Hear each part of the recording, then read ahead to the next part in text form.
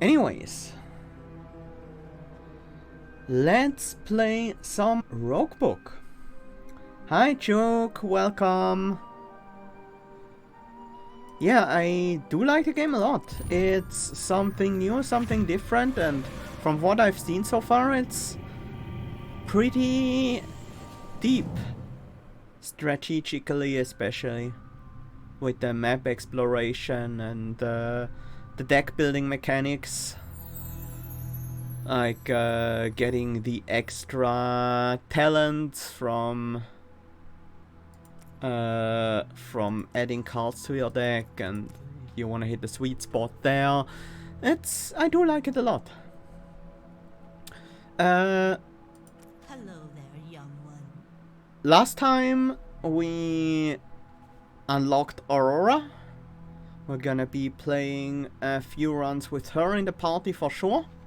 Aurora guides her allies, empowering them and bringing out their maximum potential. If that proves not enough, she can call upon an army of frogs to fall upon her opponents. Aurora may look fragile, but when she is in danger, she can turn back time and shrug off the damage as if it were all a dream. Treasure Aurora's teapot once per battle. Click on Aurora to fully heal her. Come along, then. That's certainly very nice, but she only has 20 HP, so... Uh-oh. Let's go with Sharra and Aurora here. We've gotten a few more embellishments, so this is what it currently looks like. We got the second extra talent here. We got the strikes and defense are gonna be replaced for random cards. We start with the random gem. With a bonus treasure, we have more Farrier wells. So yeah, that should help us quite a bit to deal with the higher epilogue levels. The back enemy starts always stealth, doesn't seem too bad. I also want to complete another one of those, so maybe we can just go ahead and go for a higher difficulty here. Spawn 2 extra fairies per chapter. All fairies are revealed and no longer lock your brush and inks. All prices are increased by 60%. And the back enemy always starts stealth. Oh, your maximum available epilogue level is 2. Win a run at that difficult. Ah, so we do have to work through these one by one, huh? I assume the last ones will be 5 each, so that's the only way we would get to 15 ever. So if we go for this combination here, we unlock these two, but we can then only use one of them. I guess that's fine. I guess that will work out in the end. So we have 2 extra fairies per chapter. All fairies are revealed. They no longer lock your brush and inks, but all prices are increased by 60%. So it's imperative that we can actually take these fairies down to be able to afford stuff. And Rune of Sights are 3 times more frequent, but towers are removed from the map. We don't have the Rune of Sight upgrade in the embellishments yet, so this is gonna be a bit rough, but we'll see how this goes.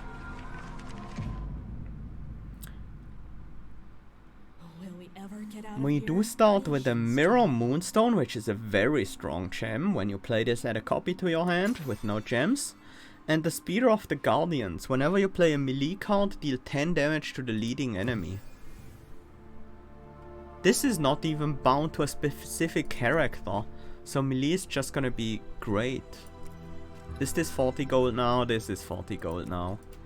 So it's not just the prices at the merchant, it's also the prices of the vault that has been increased. Oh dear, this is gonna be rough.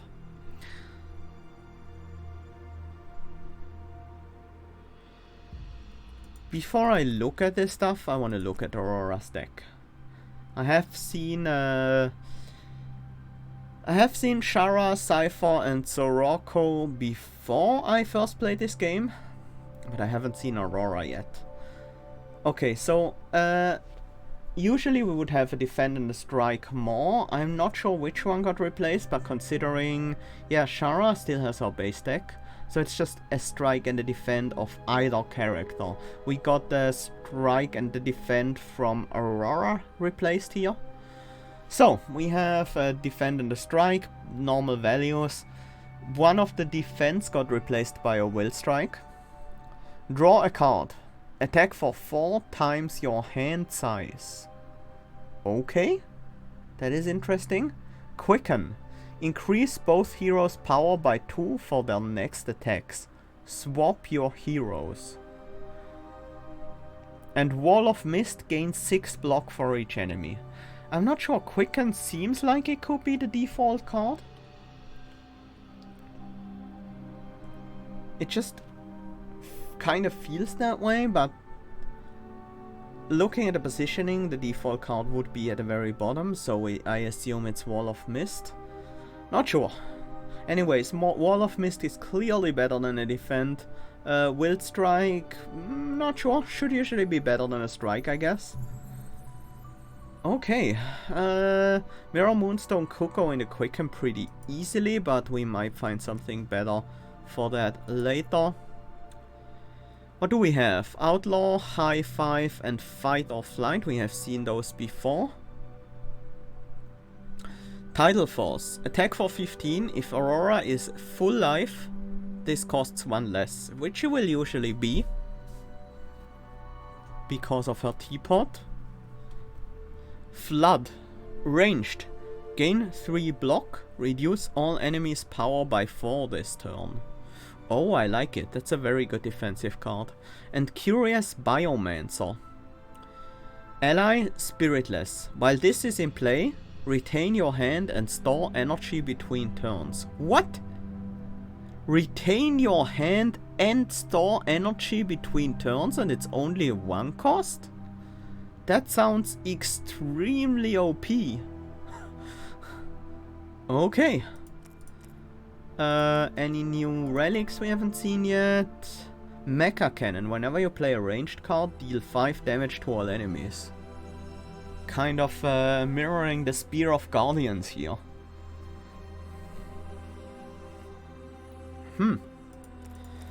Well, we do have enough money to buy a card pick, so we should certainly look at one. Double an enemy's bleed stacks, then inflict 3 bleed. Attack for 3, inflict 3 bleed. Or gain 4 block with the parry. I kinda like the idea of Blade Twist. Going for a bleed strategy. Double an enemy's bleed stacks. That is really, really strong potentially. Yeah. It might not be that good just now. Unless we put a Mirror Moonstone in it. So if we play it, it would be 3 bleed, then doubling it. No, it would double it, then 3 bleed. Then we would play it again, 6 bleed. Another 3 added to that, 9 bleed. Then if we drew into it again, then the enemy is pretty much dead. Because we make that 21 and then 45 bleed. So if with just a little bit, that can just blow out an enemy. Maybe we can just build around bleed as our only source of offense. That might be dangerous with some enemies. I haven't seen any that can remove debuffs from themselves or anything like that, but you never know. But yeah, that bleed thing looks interesting. I'm not gonna socket the stone just yet because I think we will be fine against these enemies. Wall of Mist is a full defend, so we strike, and then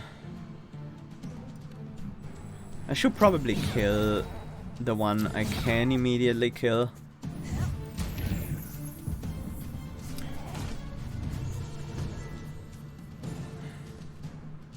Blade Twist is a good way to kill you. And then we lunge.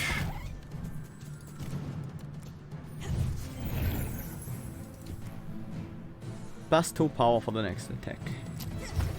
So it's only for the next attack.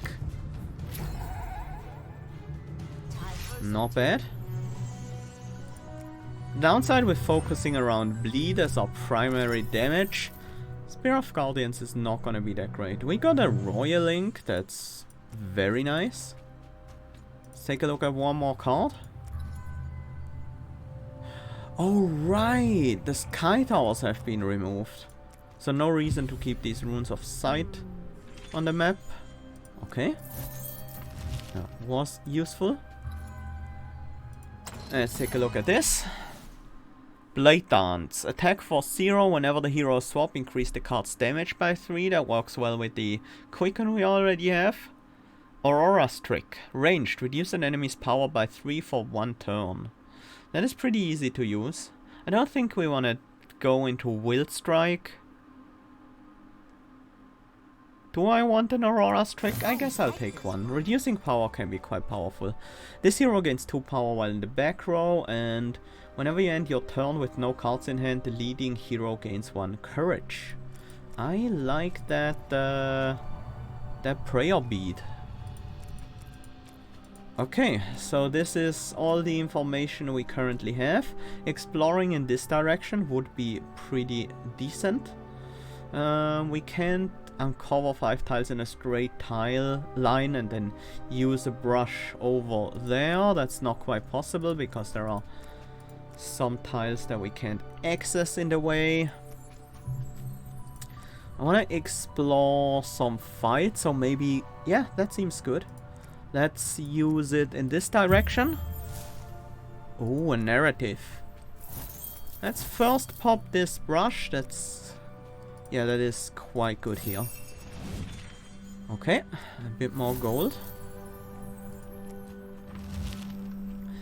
The heroes are ambushed by a wandering merchant. By the excited look in his eyes, he has obviously been looking for someone to do business with for quite some time. The merchant opens one of his bags and retrieves a sheet of old paper. He swears that it is the location of an amazing treasure. He holds his hand out expectantly for some gold. Buy the treasure map? Spend 30 gold to reveal a new treasure on the map. Certainly. That seems like a very good deal. The hero spread the map open and read it carefully. It seems the treasure is buried not too far from here.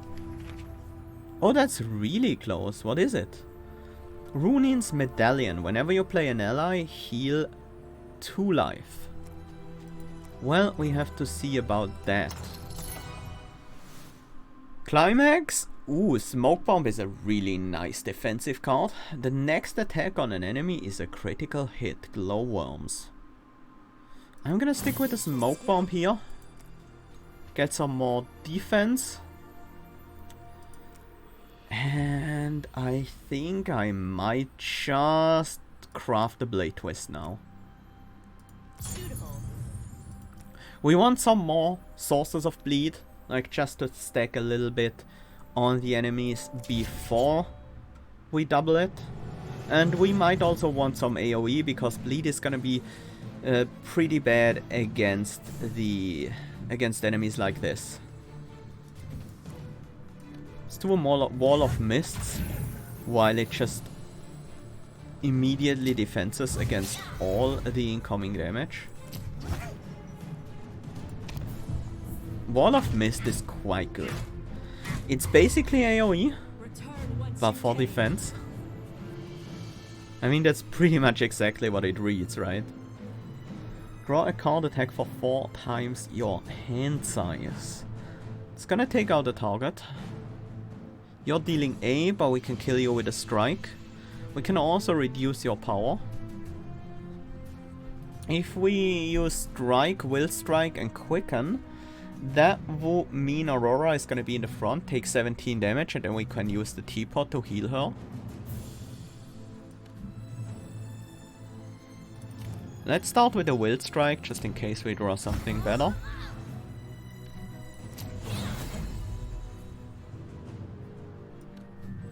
Alright, we take less damage than that.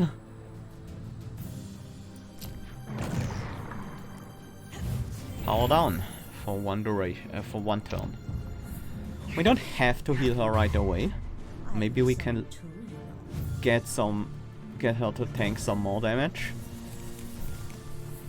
But we have to be careful with that.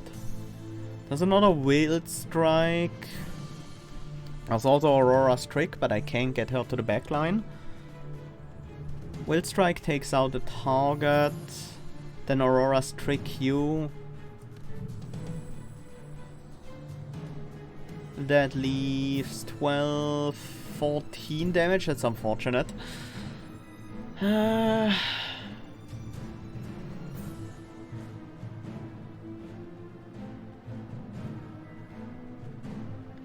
It's the vulnerability that is making the difference here. What if we reduce your power? You're only dealing 4 because of the vulnerability, right? Yes. That is correct. So incoming is 12, we have 14, we can tank that. And now we probably do use the teapot to heal.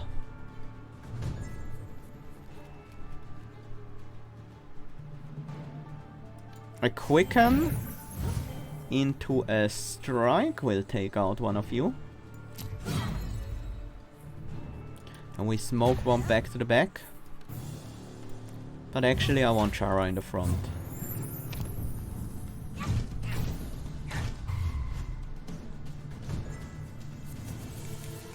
Wall of Mists. Our 1 card full defense again.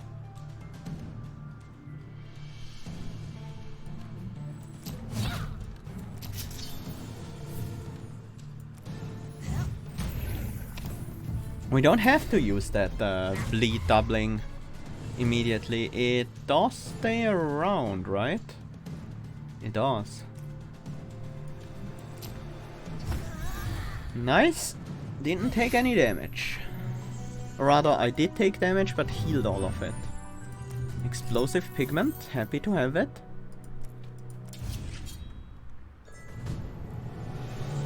Okay, this is where Wall of Mists is not gonna be just a full defense anymore.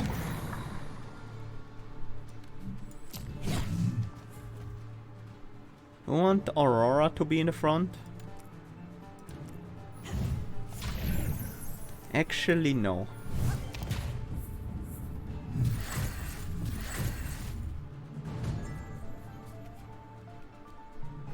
This is double blade twist for sure. Get that bleed on there.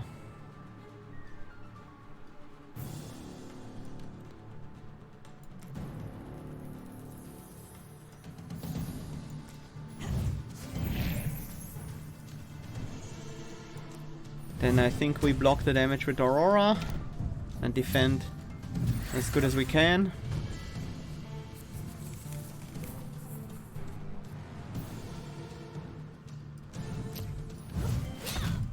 Launch, strike, strike. Get some damage out there.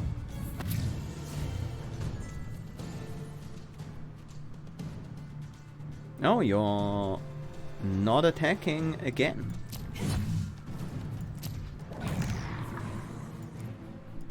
Does this last for more than 1 turn? Makes sense.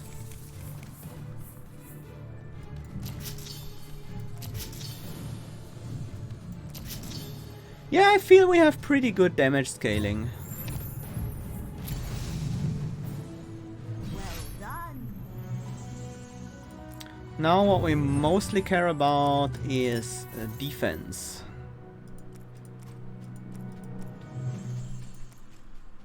Whenever you play an ally, heal 2 life.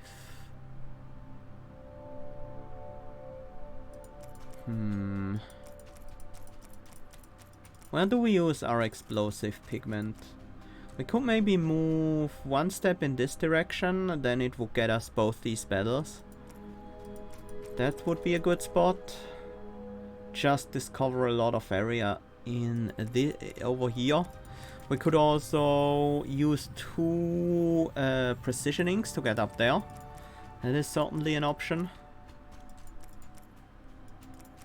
I think what we do is use a precisioning here and uncover both of these battles. And another Rune of Sight. Let's take a look. That Rune of Sight revealed a Rune of Sight. That's questionable.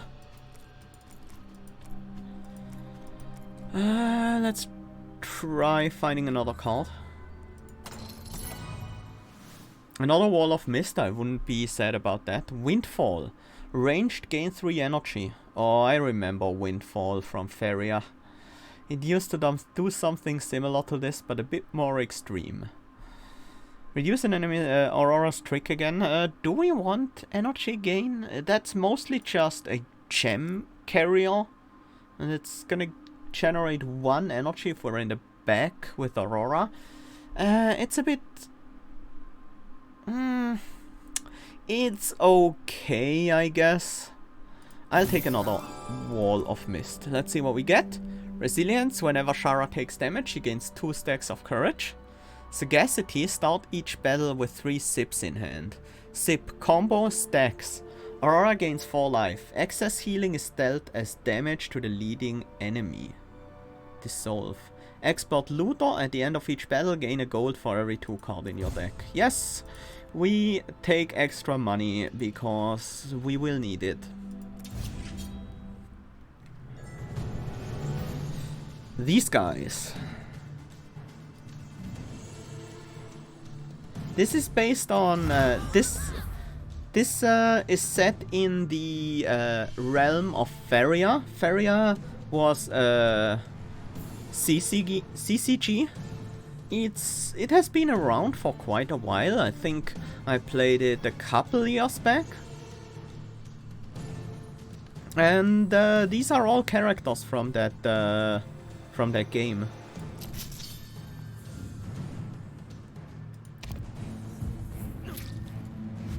But the connection is only flavor-wise. Like, Aurora was a character there, Sharra. There are... many of the enemies were summonable units there. I hate this hand. Let's make sure that we can at least take out the frontliner as soon as possible.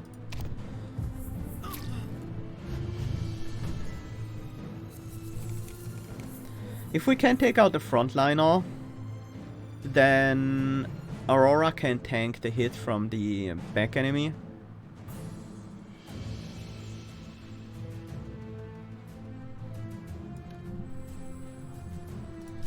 Can I do anything by using Quicken here? Not really, huh? Definitely stack the bleed on you. If I use Quicken, Sharra will be in the back. Yeah, that doesn't work out. We will just strike, then Quicken. So Aurora takes the full 18. But luckily that doesn't really matter too much for her.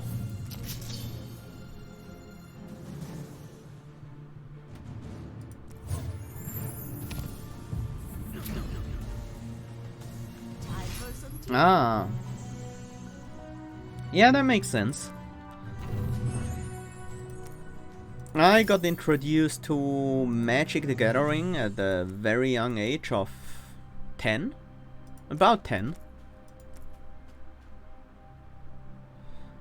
Maybe 11. And yeah, I have played MTG for like 15, 16 years and only stopped playing recently. And that made me have an interest in pretty much any computer CCG as well, so... we have one of these rebel slingers in the back. We have to target them first. There are 2 ways to go about this. We could apply 9 bleed.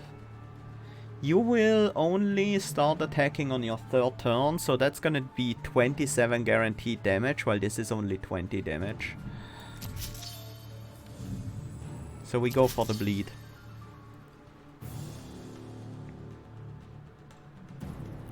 We want Aurora to weaken you. Then Smoke Bomb will block most of the damage here. Bleed will also penetrate block. Wall of Mist. Really happy to have it.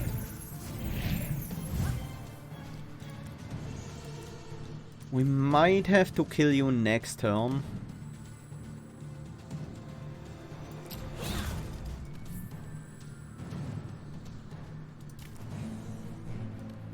Yeah.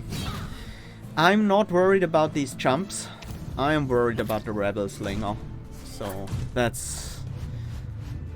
Okay, you are apparently also quite dangerous. But we have more Wall of Mist, so everything should be fine. This is a very defensive hand. We want to end up with Aurora in the front.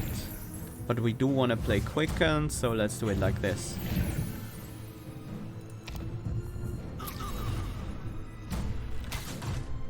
Okay, and from this point on it shouldn't be much of a problem.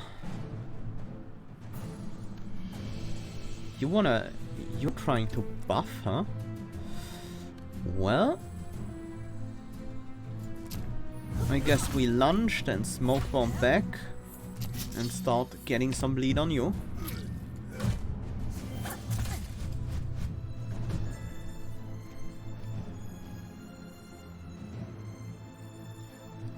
Wall of Mist is a decent defense, but not quite enough. I think we're better off just destroying you.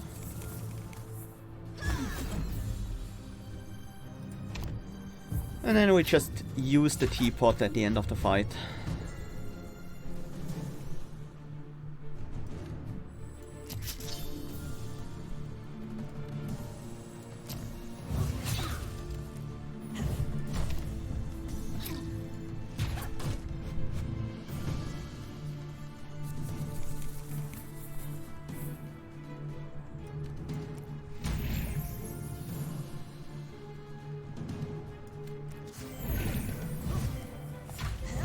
Well, I guess we're just very defensive and let the bleed do the job.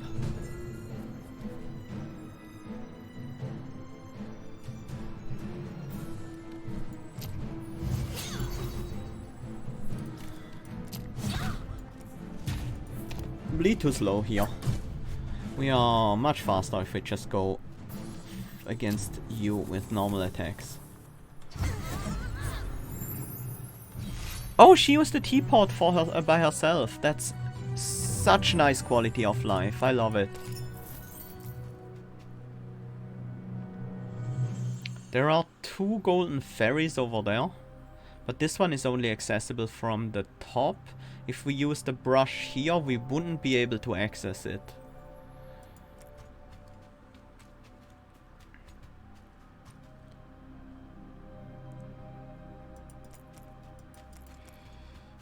We could discover this area and then we would be able to like use a brush in this direction somewhere. I think that's what we do. We use a normal ink. Okay. Like having access to another vault. What's over there? This is super annoying. I didn't know that these things could reveal more... Could reveal straight up more runes of sight. Are there any more combats on this map? I think all combats are visible, so we should be able to find them if they are. If there are any. No. No, I don't think so. Unless they are in the top right corner of the map. I can't quite see there. Well, this one, of course. I guess we kinda have to waste 1 space of exploration here. It shouldn't be too bad. And then it's time to fight the golden fairy. If we can get the bleed on early, we will be fine. Otherwise, this would be a bit rough.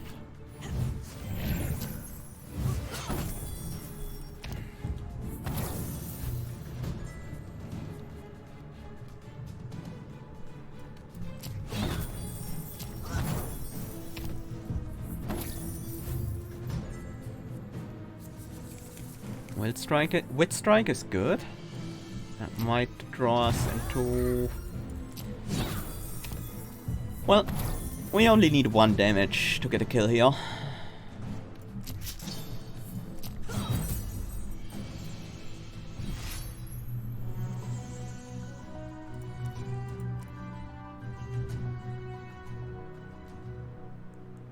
This is 9 spaces, this is 8.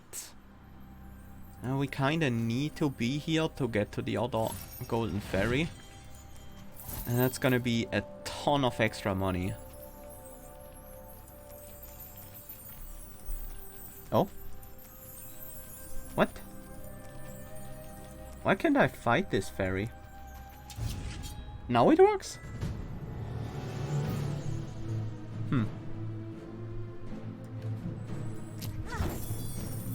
Dish out some damage. We definitely want to keep Sharra in the front. As our bleed. A bit late, but better. Better now than next turn. We actually do still have the chance to draw back into it this turn. Definitely do the Will Strike.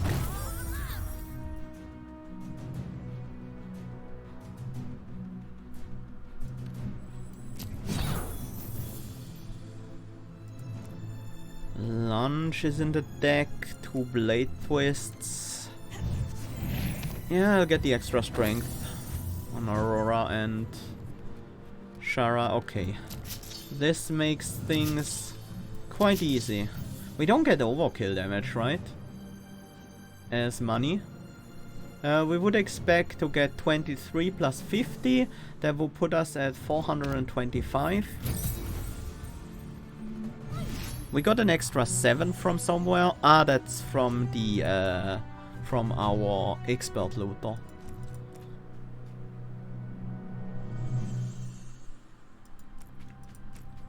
That expert looter kinda means we want to pick our cards before we fight.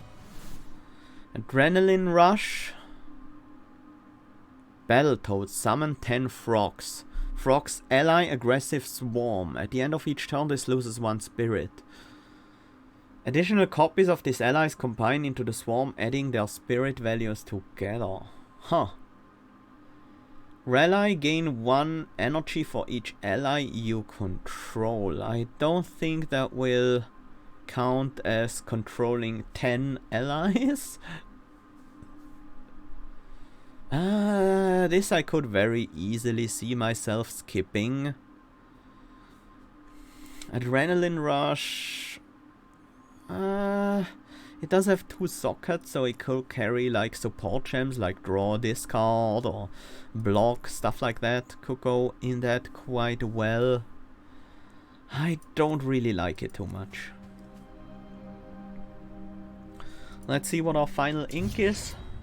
We get from this fight here. And then we have to see how much we can explore.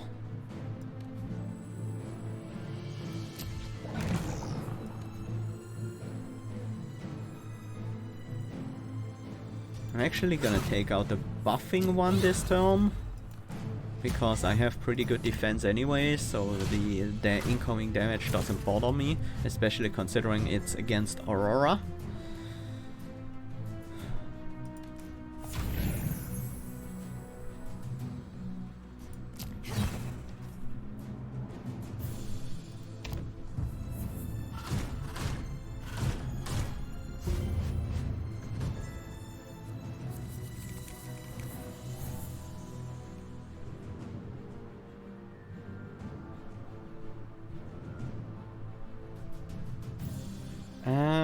How do we do this?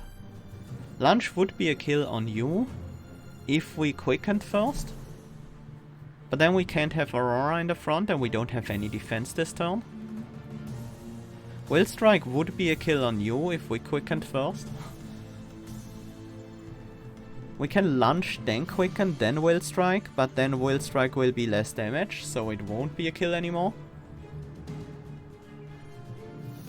We could just Will Strike you, play a Blade Twist.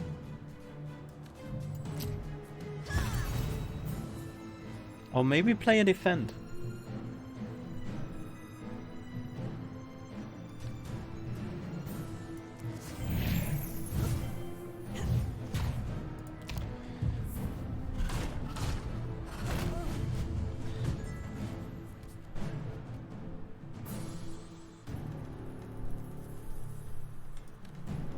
defend to get Sharra to the front, and then double strike kills that target.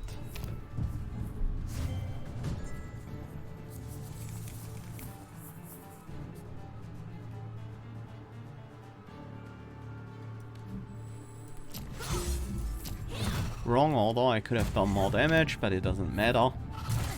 We should have the win here pretty easily.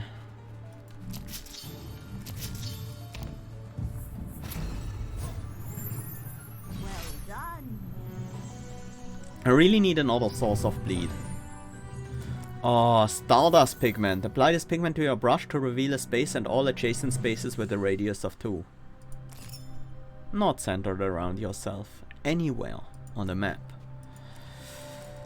That is quite nice. I kinda still want to get down to this area. Now that's gonna be hard. With the Stardust Pigment we can get about here. Then we can use 2 Precision Inks and use another pigment there, another brush there. That seems a bit excessive. We could also move over in this direction. In fact, there is a lot of tiles we can discover here. Like, we can discover a full 18.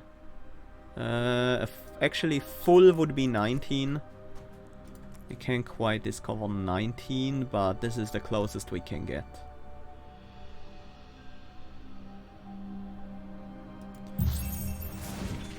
And it was really worth it. We found a hidden farrier well. Gain +1 energy on your first turn. Love it.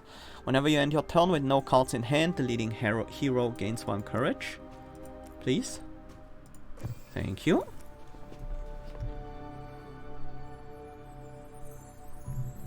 Let's take a look at another Vault of Wisdom. Still looking for some base bleed. Increase a hero's power or an ally's spirit by 1. Liquefy. Retain. Attack for 30. At the end of each turn, if this is in your hand, reduce its cost by 1. I kind of like it. It could go well with the theming of the deck. Like, slow, consistent damage, being defensive. And Liquefy would mostly be used to take out minions and smaller targets while we stack bleed on the main target. I'll take it hesitantly.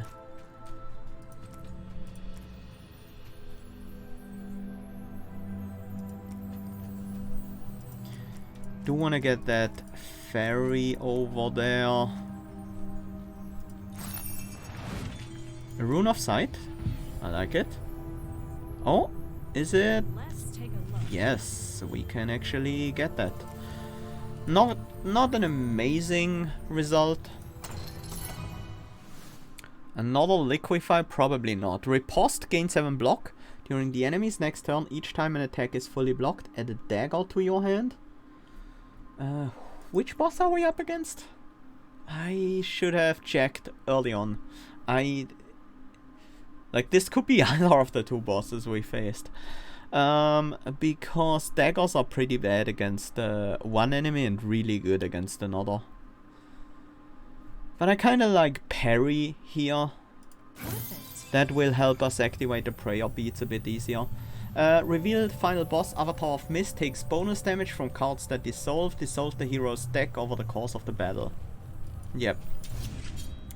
Let's fight another fairy.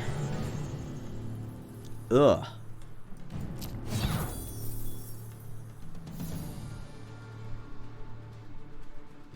We could empty our hand to gain a courage. But that will put Aurora in the front. Oh, we do have the charge still in the deck.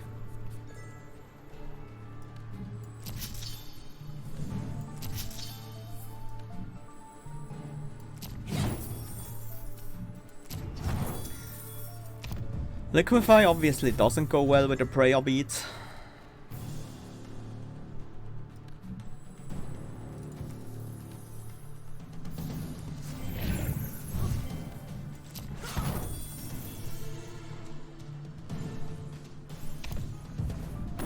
With the Liquify we should be able to get the kill this turn.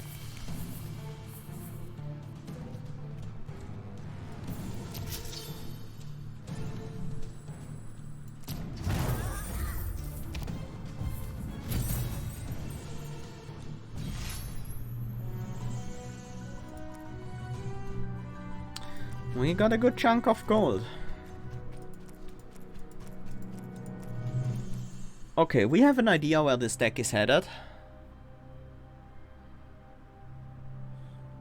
Mecha Cannon wouldn't be bad. We have quite a few ranged cards, don't we? We have Aurora's Trick. That's the only one. We have one.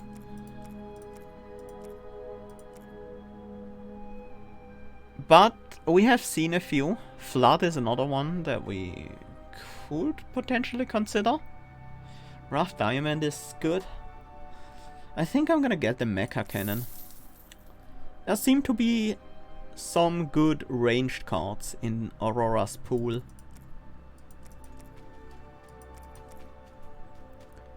Whenever you play an ally, we still don't have any, but I should probably spend the Precision Ink to pick that up. You know what? Let's fight the elite first. That is not gonna help us in the elite fight, so we might as well see what we get from here. Maybe we gain another relic that helps our allies for some reason. Do we just... Yeah, we just play everything. We want to end up with Aurora in front at the end, so we make sure to play Sharra's movement cards first.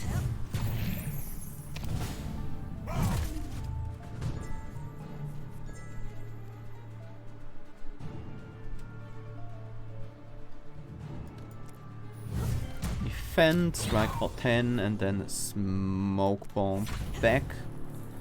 And we can even put out another defend. Block some more damage. That's the Blade Twist, we want to play that for sure. Double Blade Twist.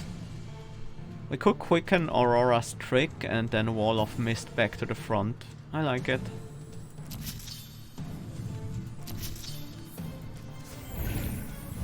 That's also gonna deal 5 damage due to the Mecha Cannon.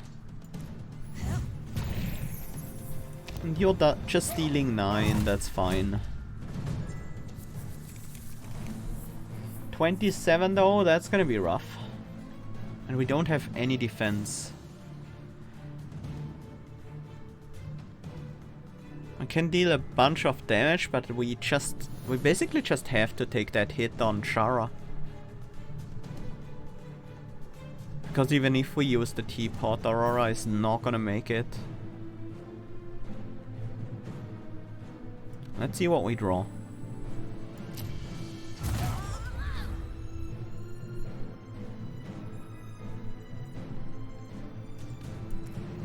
At least we can have some defense for Sharra. So she only takes 11. There's another Blade Twist.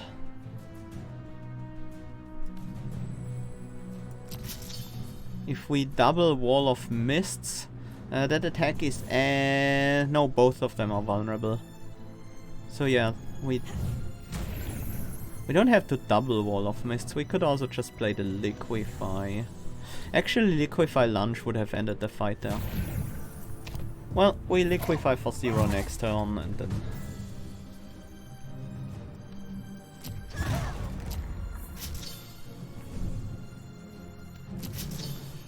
Right now our bleed is growing a bit slowly. We take quite a while to get it online.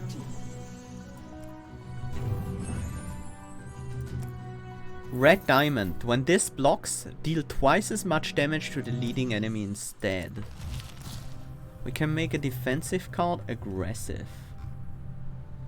A Wall of Mists will be a huge burst in AoE fights, but against a single target. I'm not sure we want that. I think we keep that gem around for now. It seems really hard to get to the spear and the rune over there.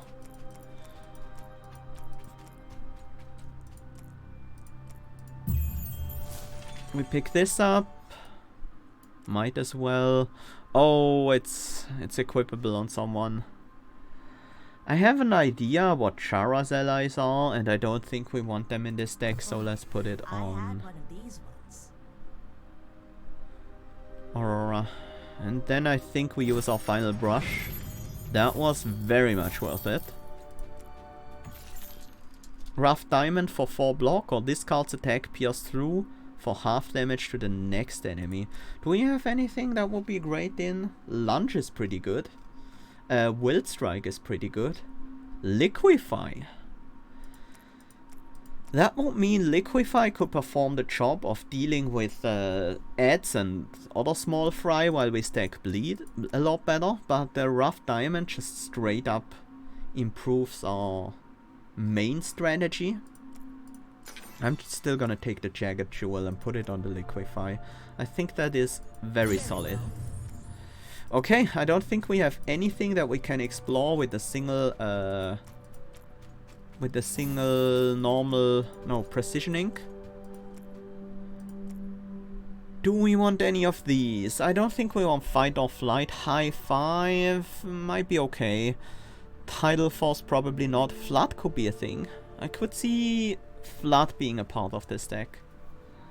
It is pretty defensive. It's a ranged card, so it triggers the Mecha Cannon.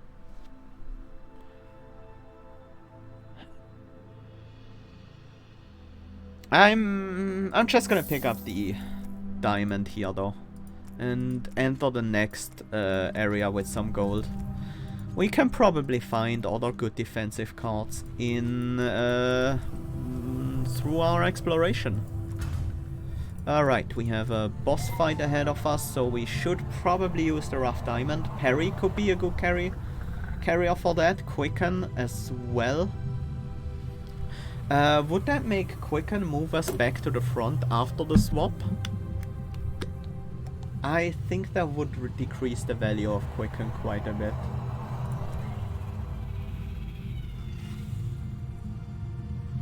Aurora's Trick could be another card to put that in.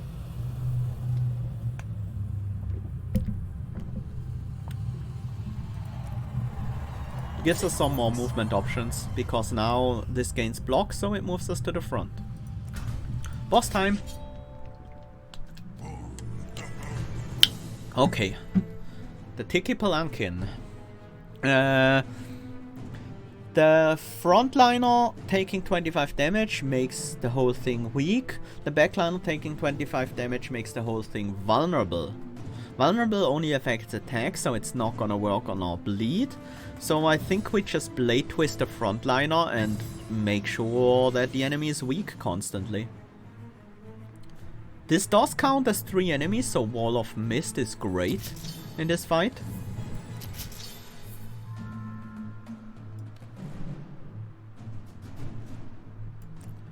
We can't quite play everything.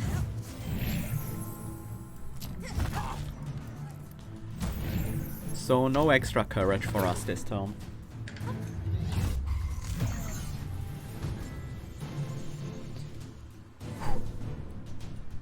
That's a big hit incoming. We will get the weaken, so 33% more damage from attacks. So if it were 30, it would be 40, 35. Yeah, that's the 35 hit. If we weaken them, it would be a 21 hit. So 28 damage incoming. We still can't defend against that, not even with an Aurora Streak, right? Defend Aurora Streak would work.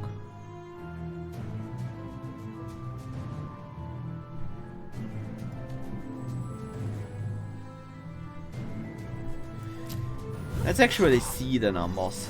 25.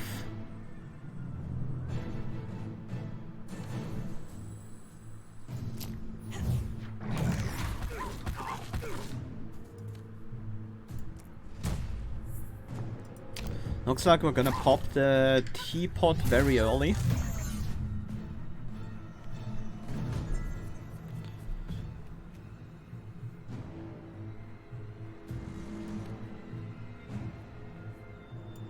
I think this is defend, then we strike with Sharra, and then we Wall of Mists, giving Aurora the full block.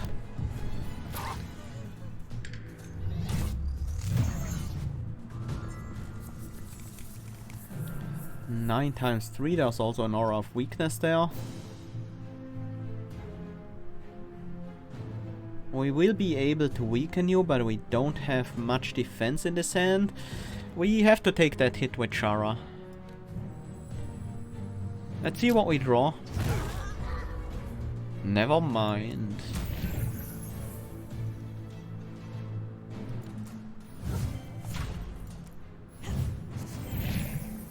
$22 block will be more than enough. I wonder if Liquefy keeps its cost after we play it. It should, right?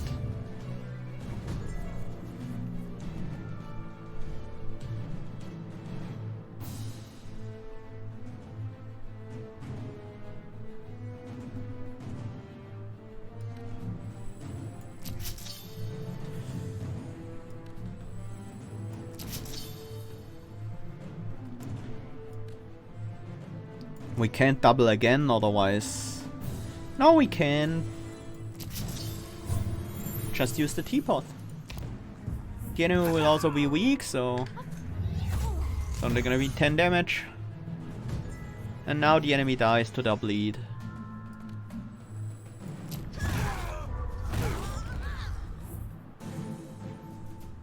Oh, nice with the extra Pierce. Yeah, Liquefy does keep its cost. Nice. That's gonna be somewhat useful in longer fights. Wait. Don't they share HP? That was weird. That should have killed all of them. Well, never mind. Maybe that doesn't quite work how I think it does. Each turn, the first time you dissolve a card, gain an energy. Do we dissolve cards regularly? We don't generate daggers. We don't have a single dissolve card in this deck. Croc's Crown, the first time each turn the equipped hero plays a card that costs 2 or more, draw 2 cards. We have Will Strike and Liquefy if we play it at the right time. I think it has to be the Farrier Flute. Energy stored between turns. That goes well with our general gameplay strategy. Binding Topaz at the start. Add this to your hand at the start of the game. We also have Trance, draw until you have 7 cards. Kappa Study, draw 3 cards. And Dual Charge Attack the leading enemy for 12. That's a lot of draw. That is a lot of draw we have access to there. At the start of the game, add this to your hand. What would we want? Liquefy obviously is good if we have it early. That's the only thing right now. Anything that adds bleed is kind of good. I'm gonna take this just to put it in a bleed card later.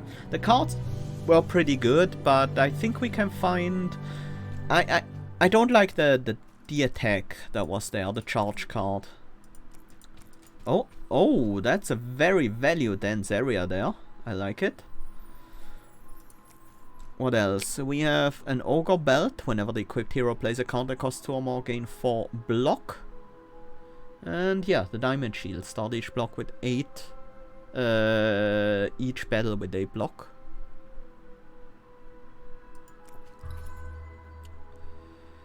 Let's look at the shop first. Do we have anything amazing? Stone of Jalmir. All the equipped heroes' cards gain retain. That would be very, very nice. Medallion of Insight. At the start of each battle, inflict critical hit on each enemy. A critical hit takes double damage from the next hit. The equipped hero gets Reap, gain 10 gold. When an attack from this kills a non-summoned unit. Probably not something we can really utilize. Also, 320 gold for that is very expensive. Heroes power, summon 10 frogs, we've seen both of these. Until the end of the turn, both heroes gain 5 power, but all cards cost 1 more. No. Horsemaster I could see.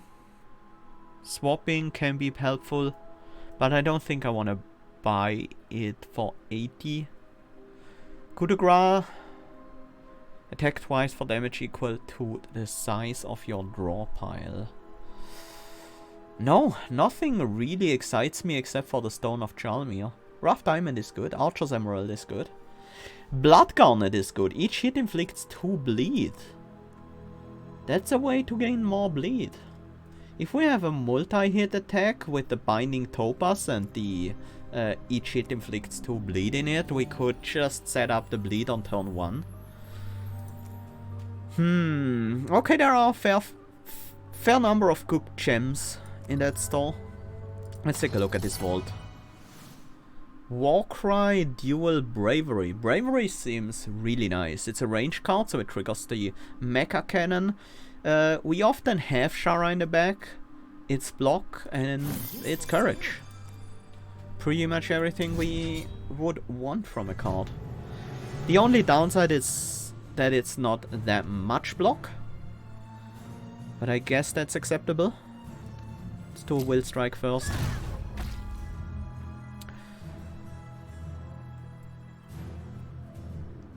I think while we can, we should keep Sharra in the front. So we quicken, defend, and defend again. Just the single spawn of Istanu is a pretty easy fight. These usually come in pairs.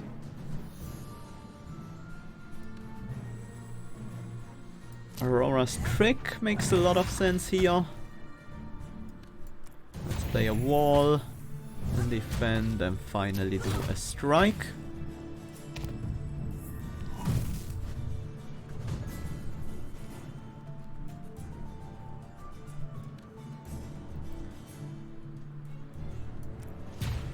Let's twist the blade. And then smoke bomb for full defense. And we should have the fight with the Liquefy. Liquefy is pretty good. It often gives us reach to end the fight earlier, although in this case we can just do so with the bleed if we wanted to.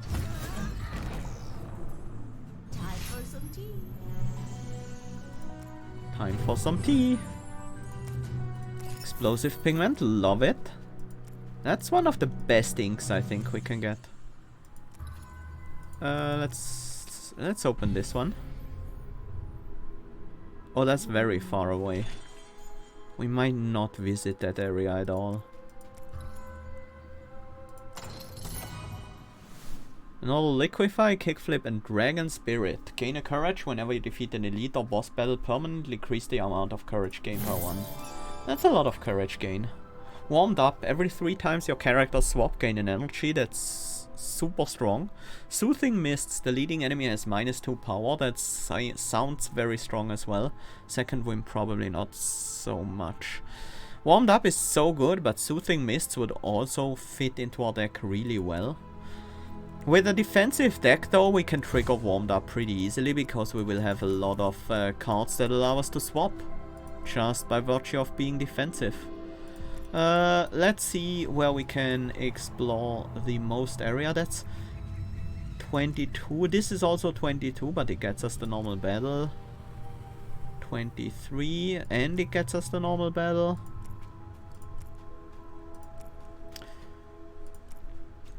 This no longer gets us the normal battle, so it's a bit worse.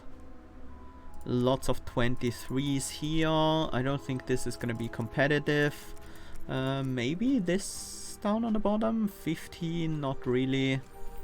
This is 15, but it gets us 3 valuable things, but we can probably get those some other way. So I think with this one we just want to go for maximum area and get to another battle.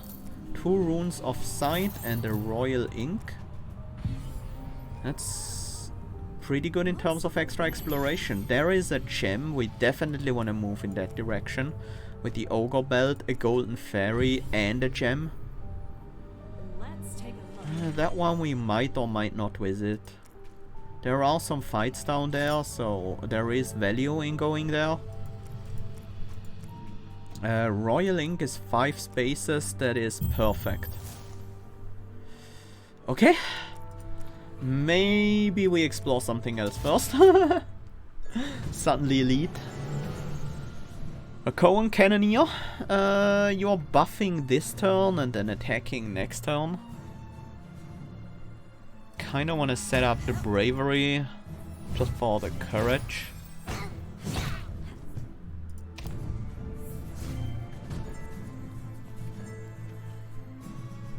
Wall of Mists plus defend would allow Aurora to take that hit. Let's do a Will Strike first and see what we draw. Keep the courage up and then defend, lunge, Wall of Mists. Oh, we swap 3 times, so we can also play the strike.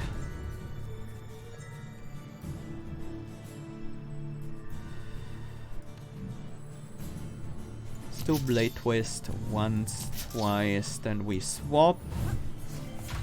Swap again. Swap again.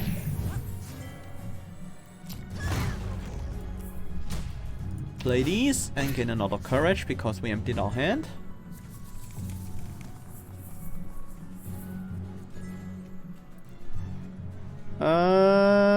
That should be able to end the fight for us. There we go.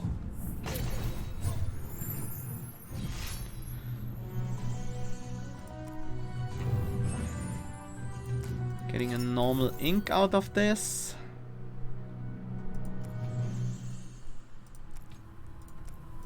This is a pretty good discovery. Giving us access to another normal fight right away. This is 11. Let's do the fight first. Fugus. These are really scary. Quicken, Bravery, Wall of Mists. We can just play everything here. But we're not gonna do a ton of damage.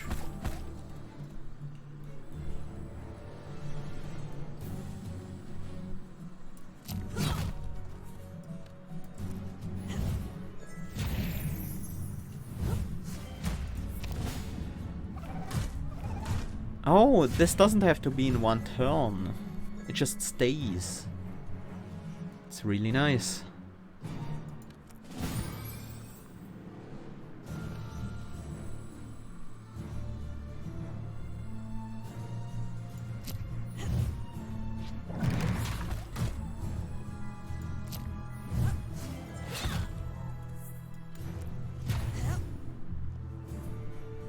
I think we keep the Liquefy in hand even if we have the energy to play it right now.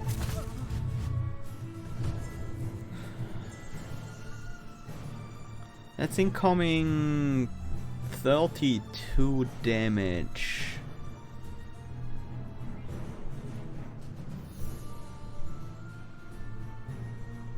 We have lots of energy, we want some draw.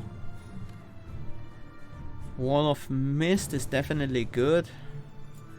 But I think we defend then Wall of Mist. We can't swap 3 times, but as we have seen, this does stay. We have 24 defense, so we can have Aurora take the hit.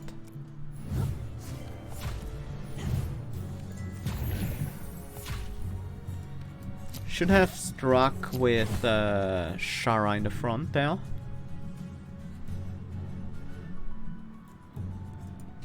Liquefy next turn will be even better because none of them have blocks, so we can hit them both.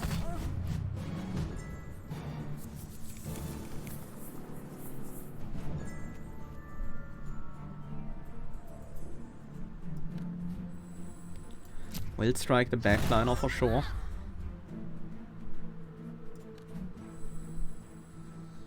Get them both very close to dying.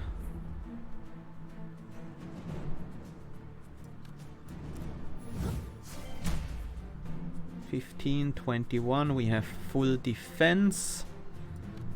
So we do actually want to have Sharra in the front.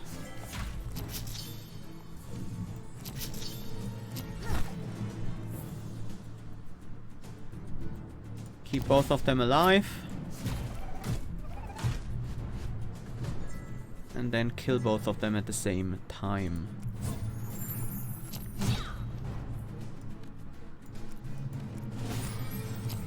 Backliner dies to the bleed. Okay. I do really like the Feria flute. Another explosive pigment. That's so much discovery right here. It could also be used very effectively in that area. Especially considering we already know that it can get us that fight. Are we ready? Are we ready to face an elite right now? The elites in this specific act are really dangerous. Maybe we can be ready if we buy something from the shop right here. Blood Garnet would be great. We still don't have a multi-attack to put it on though. Just putting it on a normal single hit attack, non-AoE, feels a bit wasteful. I don't really feel ready for an elite. I guess that means we do use the explosive pigment here. There's bound to be some value in these 26 tiles. Plenty of it. 2 small gold piles, most importantly a Feria well, so we now gain 2 extra energy. 1 on the first, 1 on the second turn. That's a bit far away, but they could be worth it. Maybe we can find a multi-hit attack for Sharra. No, no, no. None of these.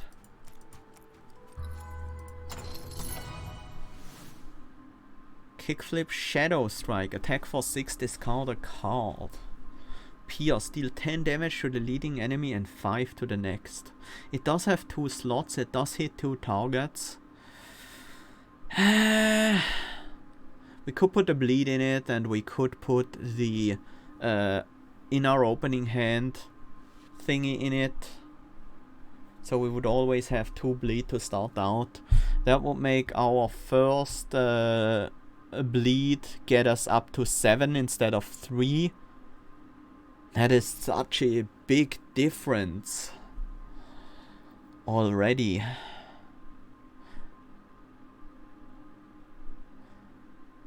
Well, if we want to get ready for an elite fight right now, then I think we have to take the weaker option. That's the option that will in the end be weaker but gets us there right now. Because I don't think there are too many multi-attacks that we could use. And I feel like it's really important to get the bleed out early. And this one at least hits 2 targets, so it's not a total waste.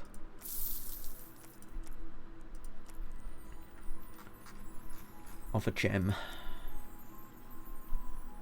Blood Garnet. Very well. And Binding Topaz. That feels... oh, that feels so bad. But now I feel much more ready to face this elite. Let's do it. Oh, this one. Oh no, this is really bad. We have to set up the bleed. We do want an Aurora Trick. We definitely want a Bravery. We also want a parry. We take 12 this turn. It's not worth taking extra damage. Oh dear. We have to play the Blade Twist.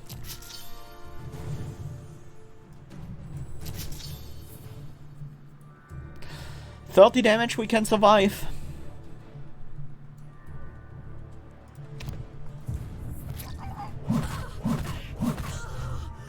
Now we have a turn where no damage is incoming.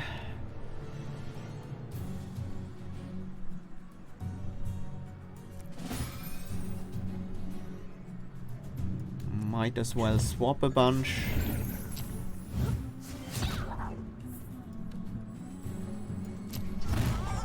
Get all the damage out that we can.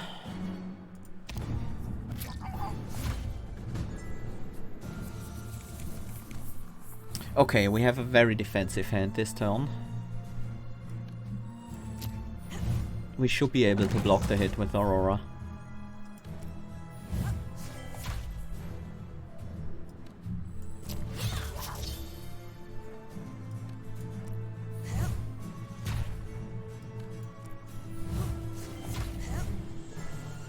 We take 7 on Aurora, but we should be able to get the kill here. With Will Strike into Blade Twist. I don't like this bosses, this elite. That one is really scary.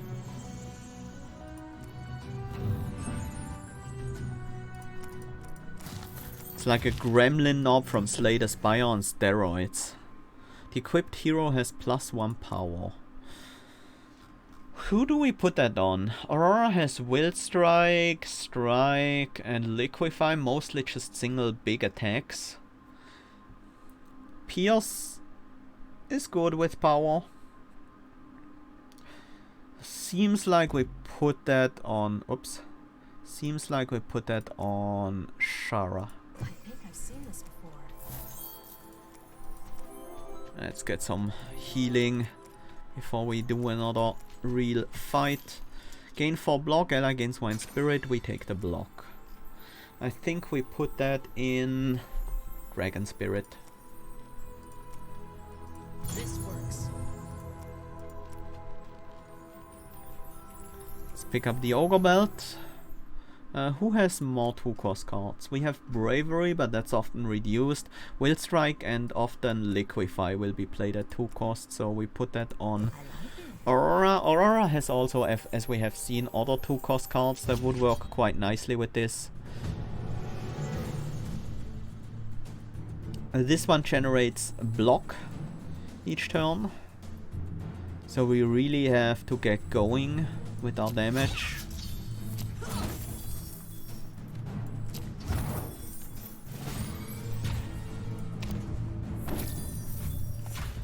But I think we should be quick enough. Might as well swap around a bit with the cards that don't have a cost associated with them. I want to play another Liquefy, so I'm gonna play my first one early.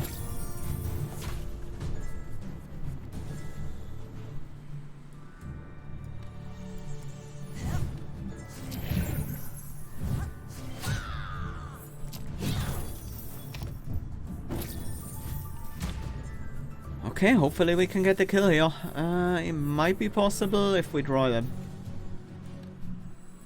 bleed doubler.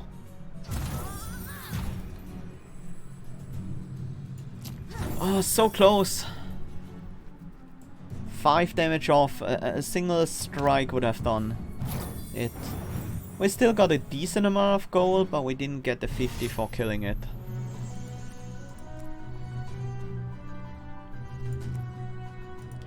But yeah, good enough. Kinda wanna use the ink here and then use a precision ink to move down to that fight.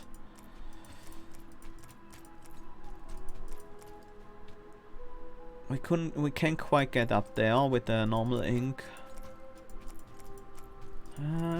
We could also do a similar thing here, but that's less value in terms of stuff explored, and we still need to explore down there, but we can just do that with brushes. This is 11, this is 7. We could also use a precision ink first and use it here. That won't be better because it includes a lot of empty spaces and excludes some spaces over there.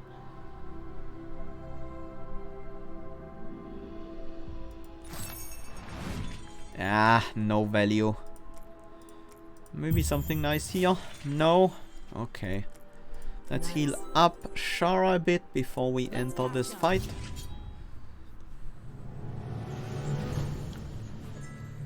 I think we are pretty okay against this specific combination of enemies. Let's throw out the Pios.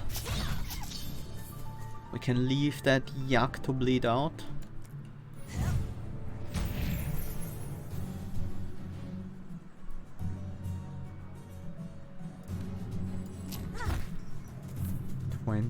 I don't want to take the damage on Sharra.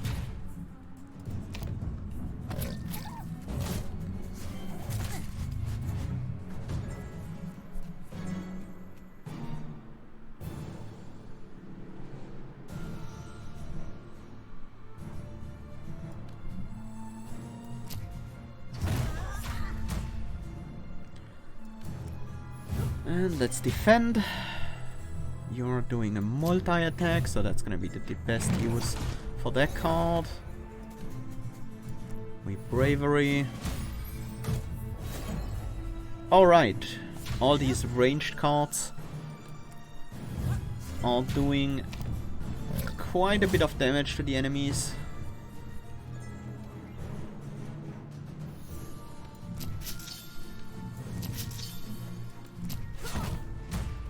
That will do.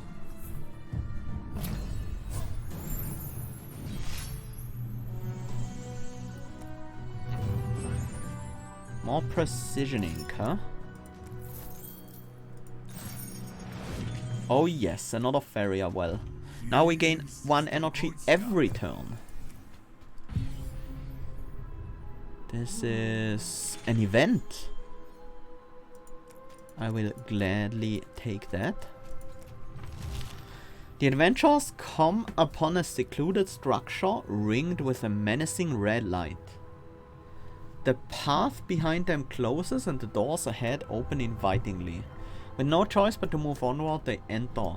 The air inside is still and musty. Thousands upon thousands of books line the walls, bound in cloth, leather, and worse.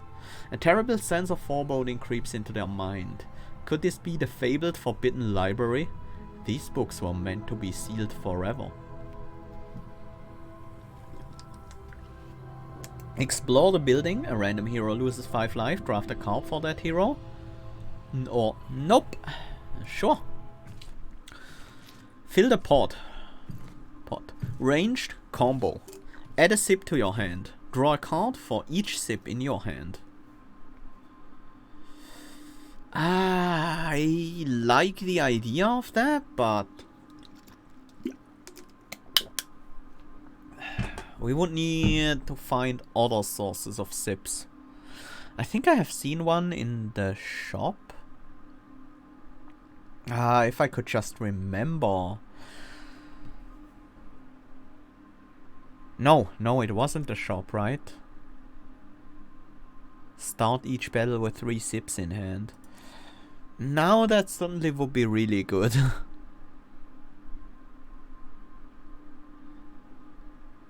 Wall of Mists, I guess. Although this is ranged and combo, so we can often play for free. Yeah, pretty often. Just play a defensive card with Sharra, moving out to the front, and then fill the pot will be free. Maybe with 5 more sips. Some healing on Aurora is not gonna be super useful. Excess healing is damage, sure. But this might actually eventually result in being card draw for us. Is it a frog? Aurora pulls out one of the books. Pain and knowledge courses through her body. It feels invigorating. So many more books to see. I'll do another one. Windfall could now be... No, we don't need extra energy. Tidal Force. We have to pick a card here. So it's Wall of Mist. Because we have to pick a card here and I can't skip, I'm gonna leave. Vault of Wisdom. Humbling Vision. Half the enemy's attack intent value. Okay. That can be a lot of block. That can be a ton of block. Show you my moves. Hardy. At the end of battle, Both heroes heal 3. Brain size matters. Walls of Wisdom can be visited twice. Alacrity once per battle. Click on Sharra to attack the leading enemy for 15 and retreat.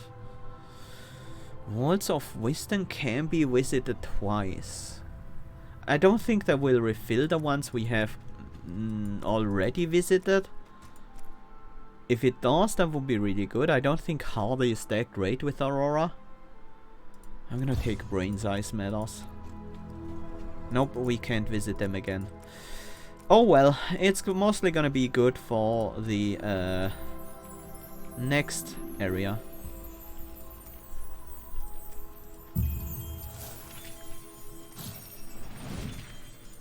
Let's get the Diamond Shield, start each battle with 10 block, that's gonna be very useful. Do we try our luck at these fairies? Sure. If we have a good starting hand with an early bleed double, then we should be fine.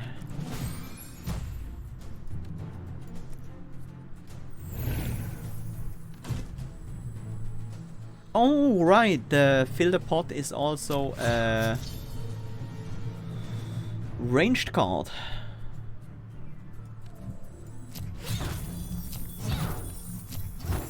That was a good first turn. No doubling of bleeds, but everything else was quite good. Can use some ranged cards to get some damage out this turn.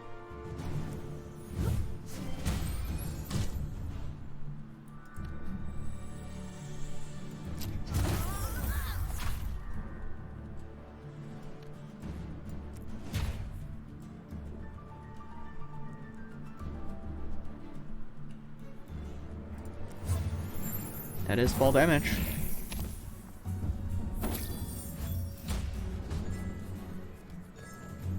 Finally drew into the Blade Twist. Better late than never.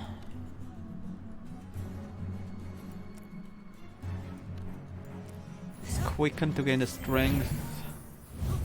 I'm not gonna strike. That would waste the attack boost and we're not gonna deal any damage through the defense. We just need a little bit of damage to get through this turn, and we should be fine. Any attack card will do. That is not an attack card.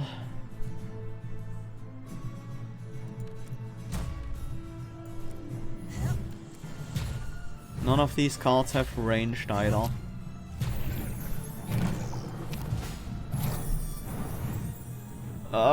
We're just a tiny bit short all of the time. It's frustrating. Stone of Chalmia. All the equipped heroes cards gain retain. That should be really good. But whose cards do we want to retain? I think Aurora's. The Wall of Mists especially.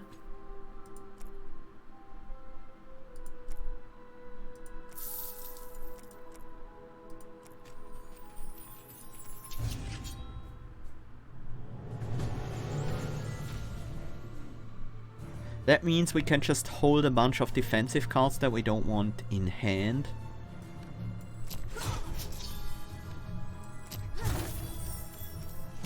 None of these are ranged, so they don't go back into our draw pile.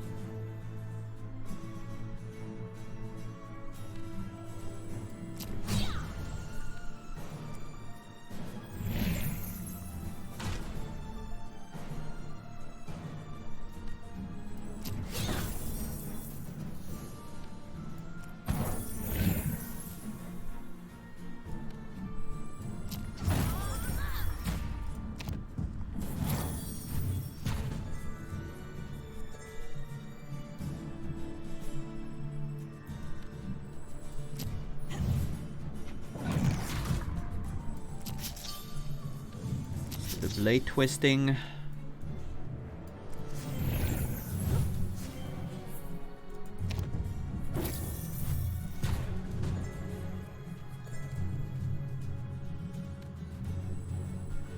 Will Strike just became so much better.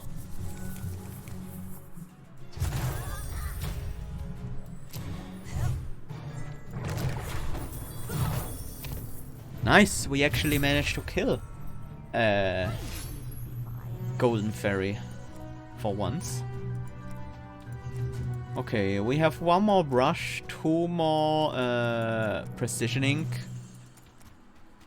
I kinda wanna move towards this direction, I think. There is another rune of sight there that might reveal an area adjacent to what we all have already discovered. There is another normal battle down there.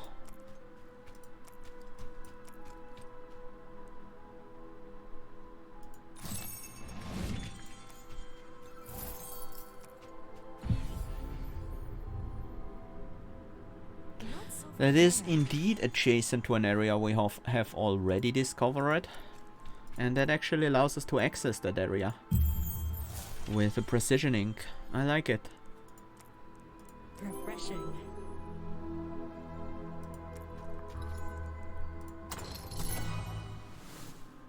Lightning Draw. Charge combo. Attack for 10 if this is turn 1. Attack 3 times.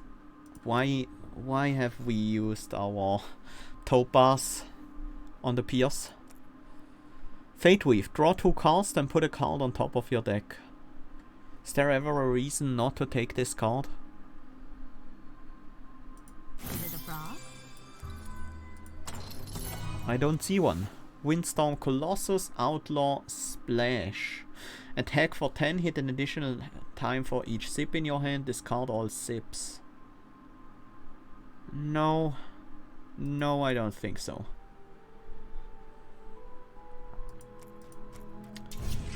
One more fight.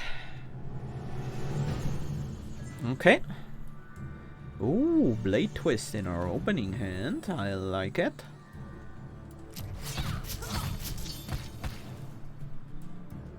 Oh, we maybe should have played the Wild Strike first, because we are gonna play it this turn, right?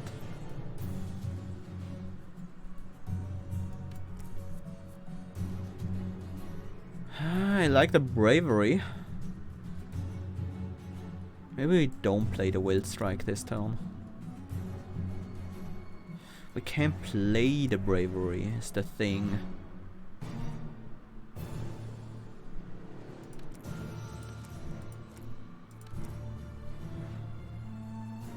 We can't move Aurora to the front. I want a double Blade Twist, and then I guess defend is our best option.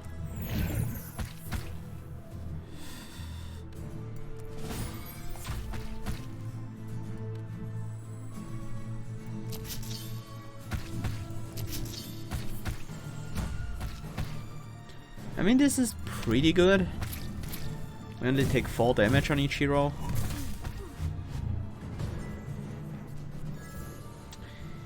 Okay, this is a lot of incoming damage.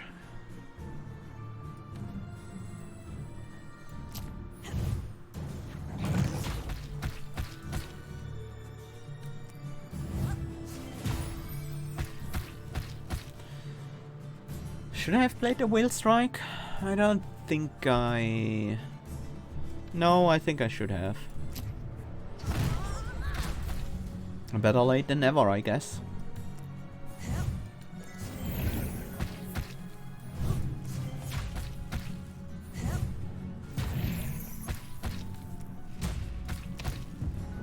And then we just win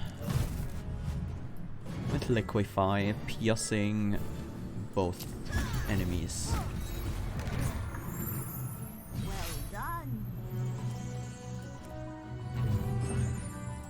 An Imperial Ink, I certainly don't mind that. That's gonna be a useful one.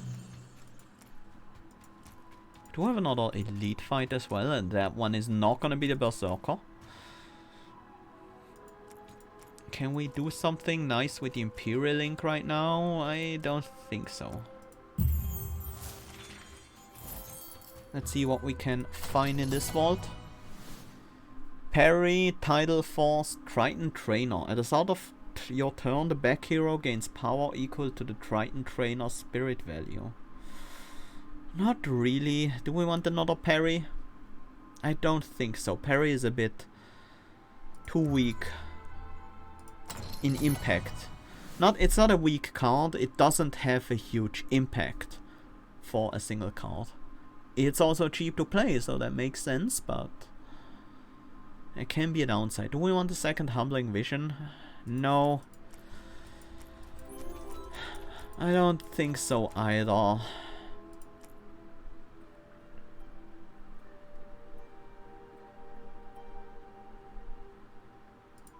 I will take a rough diamond. Put that in to fill the pot.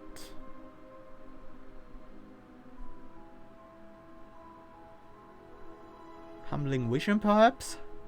Fate Weave actually. Very well. Fate Weave makes sense for this. Okay, time to fight the final elite. Let's get crazy. Oh, a Rapala. Definitely Will Strike first. Pierce as well.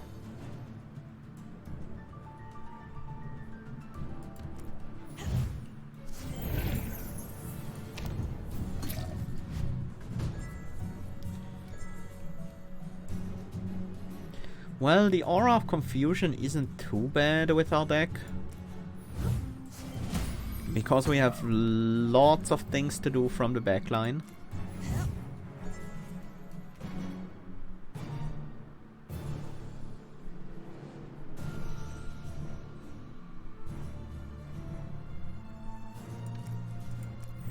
We already have a lot of defense this turn.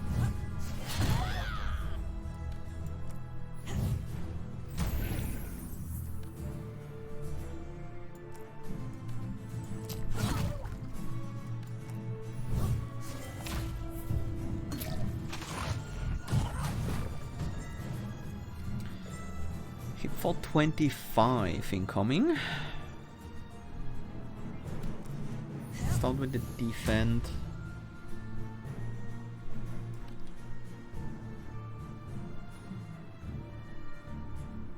Actually want to play the Blade Twist from the back.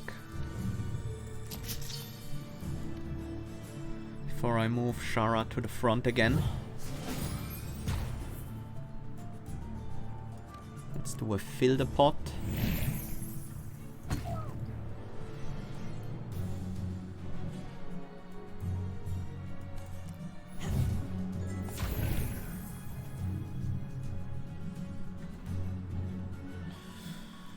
I think I leave it at that. I don't have any more movement for Aurora here. And we can full defend. Because once we move Sharra to the front, I could take 3 damage on Sharra instead, but I think taking the damage on Aurora is better.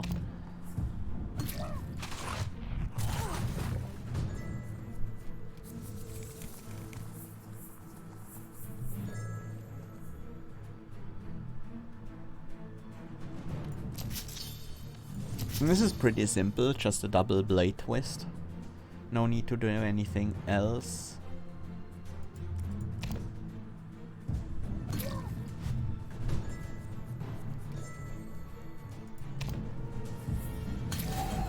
This fight was much easier than the Berserker.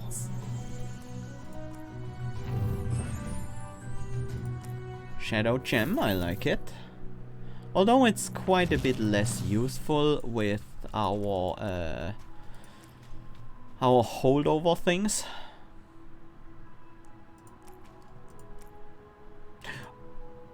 Oh, that's the opposite direction one, huh?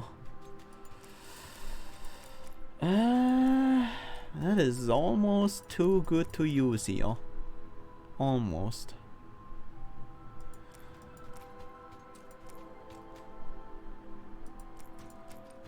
Yeah, we can't really...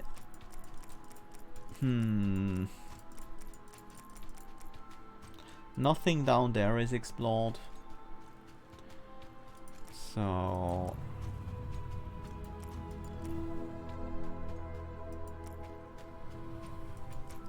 we could try to get to that fight. But it's also... we also don't have a great space to use the Imperial Ink to get there. I do think we should explore this fight. It's just not possible with a single ink. We would need an ink and a brush.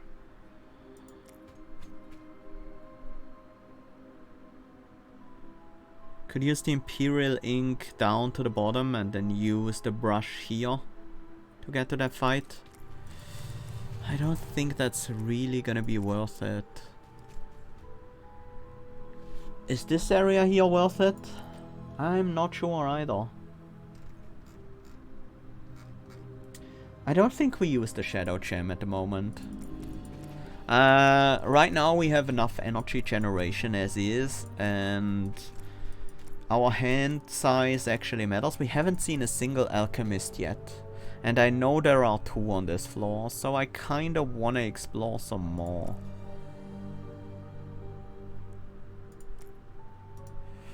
But the next floor is gonna be more value, and I think we are ready to face the boss.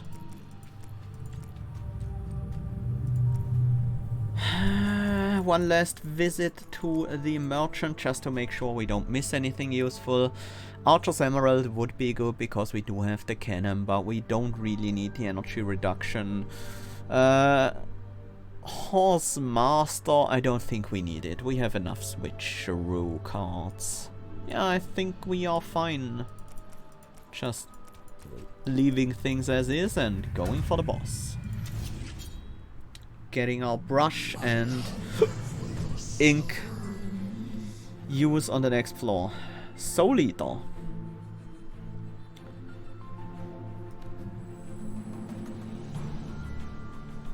We definitely pierce you to get the bleed on the boss.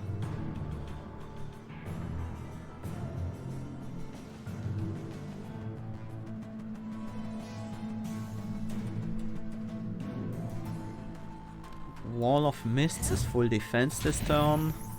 Let's also switch again just to trigger Warmed Up, or get closer to triggering Warmed Up. Keep the Humbling Visions in hand. We can use those to deal with the big hit.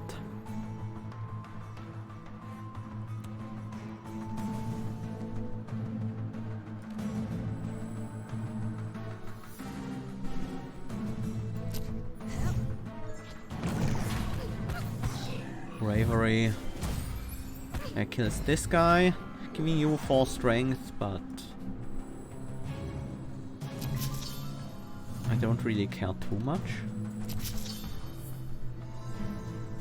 Should have used the Will Strike earlier, but I could also just amass more cards. It's not like I lose my energy or I lose these cards if I don't play it this turn. And now I can play it in an 8-card hand instead.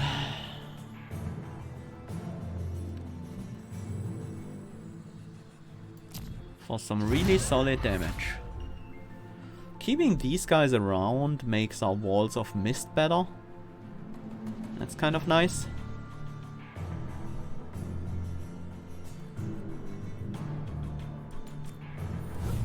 Let's throw out these strikes. We have 10 defense right now, so simple defend will do the trick. I want to play the Liquefy next turn so it goes into the new draw pile at 1 cost. That's probably ideal for us.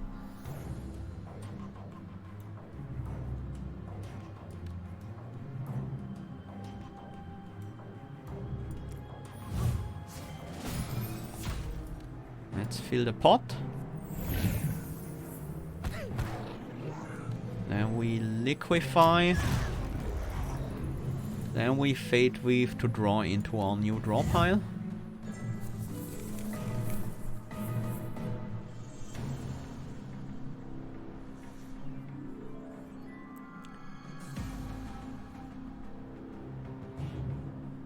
Kinda do wanna kill you this turn.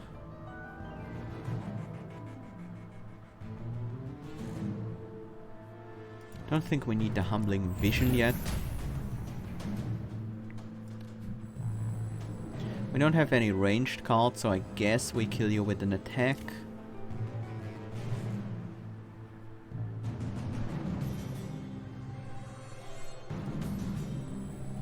That's not gonna be quite enough. But with a sip it will be.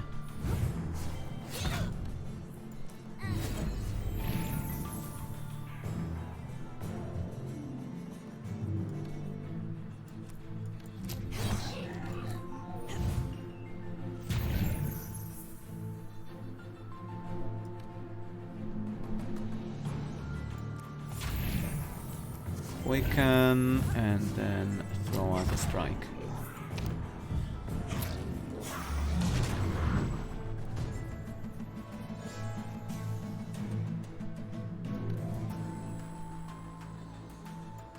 See what we draw. Bravery is actually quite nice. This is probably the time to use the Humbling Vision. Keep the Wall of Mist in hand.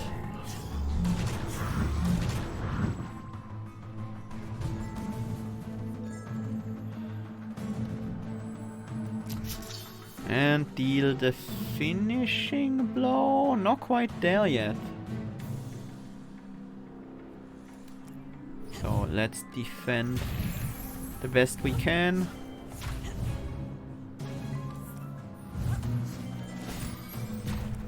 And the enemy is gonna die to the bleed in the next turn. Let's make that bleed big. We can't use the Pierce without killing him. 157 bleed. I feel stronger. Nice. Some pages, some money, full heal. Mask of the Predator. When you destroy an enemy, shuffle a hunt down into your deck. The leading hero gains 10 power for the next attack. Draw a card. Dissolve? No. While the equipped hero is leading, their attacks inflict 1 bleed. Yes. A My Candelabra. Sky Towers have +1 reveal radius. What are Sky Towers? We have turned them off, so definitely not. Smoke Bomb Toad Suit. Summon 5 frogs, gain 5 block. Block equal to the number of frogs you have. Dissolve. Triton Breeder. Whenever you summon frogs, summon twice as many frogs. No. I don't really care too much about the Mighty Ruby, but the cards are pretty bad. And I think we're better off just turning down the cards. In general. In fact, if I had to decide between skip and taking all of the rewards, I would have skipped. Golden Pick. Whenever you pick up gold, you have a 20% chance to double the amount gained, and the Mask of the Predator. Might as well get it when it's just lying around. Let's take a look at your inventory. Magda's Rose. At the start of your turn, draw a card. It costs 0. That's always good. Kalim's Belt is always good. After playing 15 cards in a battle, at the start of each turn, draw a card and gain an energy. 1000 cuts if we had another blood crystal. Inflict bleed equal to damage dealt. Oh. Loot 1. Ally Spiritless, gain an energy at the start of each turn. Enchant Weapon, Battletoads. 1000 cuts with the blood crystal and the blood ruby. No, Mighty Ruby in it. That will get our bleed going. Let's see if we perhaps can find a similar thing another way. Reduce an enemy power by 4 for 1 turn, gain 2 block. That's not great. I don't think I need another bravery. I think we can be a bit picky with our card choices here. There's a loot 1. Fill the pot again. Having multiple of those makes them quite a bit better. Attack for 8, summon around 1 frog for each damage dealt. Toad's Explosion. We're definitely not into frogs at all, so...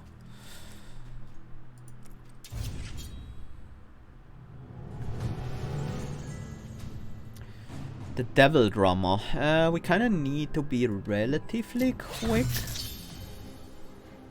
to finish them off.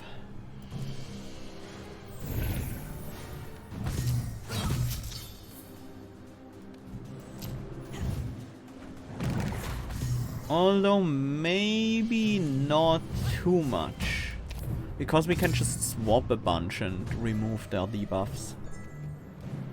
If we can swap a bunch, that is. Start with a Wit Strike.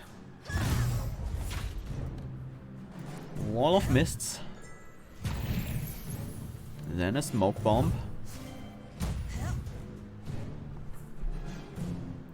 That was pretty good swappage.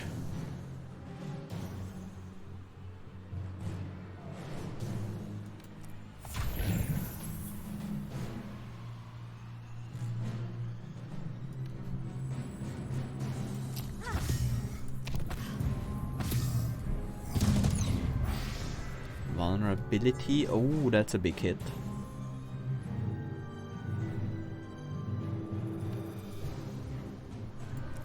Let's move you to the front to fill another pot. And we double Blade Twist.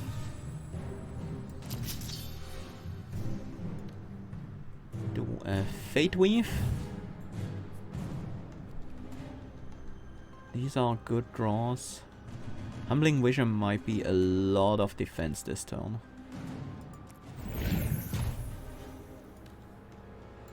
Let's do the Bravery first.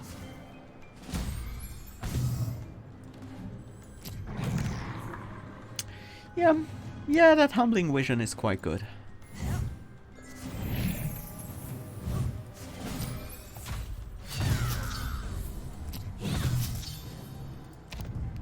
Keeping these sips in hand, these are part of our draw engine. Hi Kamitenbatsu, welcome! Aurora gets unlocked when you find her in the third area. She has a quest where you have to bring her teapot.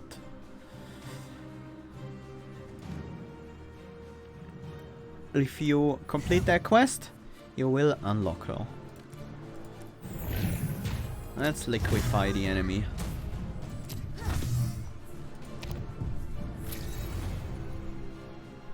The teapot will be visible on the map. Teacup it is. The teacup will be visible on the map as an artifact, or treasure rather. And if you see that, then one of the events in that act will be the Aurora event. The unlock event. Let's do the Rune of Sight. Okay, that's not bad. Gets us a bit closer to the Golden Fairy and the Mask of the Predator over there. Let's take a look at this vault. Cypher? Cypher is pretty awesome, yeah. Humbling Vision again, Mentor, probably not, Guide, Combo, draw a card. The first time you play this, each turn return it to your hand. That's really good with the retain. Yes, please. How many cards do we have? 25? We want one more for sure. Windfall, Triton Breeder, Riposte. Riposte could be half decent. We have... It's pretty good against the boss. I'll take it just because of that. And we unlock the next talent. Hidden Blade. Start each battle with 4 daggers. Longevity. At the end of your turn, Aurora heals life equal to your hand size. Wow. The shop charges 25% less gold. That's really tempting. We can get a lot of gold in this floor. That could be a lot of value. I don't think we need any of the others. Hidden Blade would be decent damage against the final boss, but nothing too crazy because we don't build up that much strength.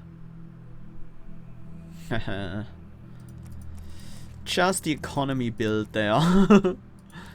Honestly, elite fights in this area are pretty damn easy.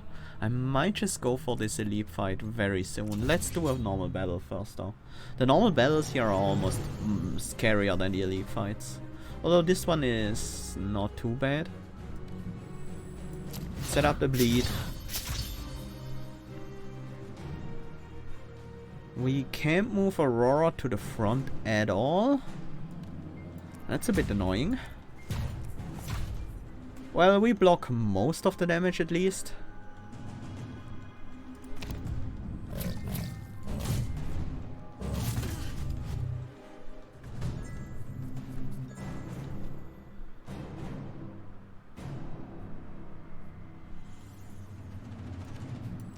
Let's do a dagger. Well, the daggers do apply bleed, so maybe they are worth it. The first time you play this, each turn return it to your hand. Why didn't it return to our hand? We have definitely played it for the first time. Not just this turn, but for the first time ever. Huh. Maybe at the end of turn it will return? Maybe, but that's not what it says.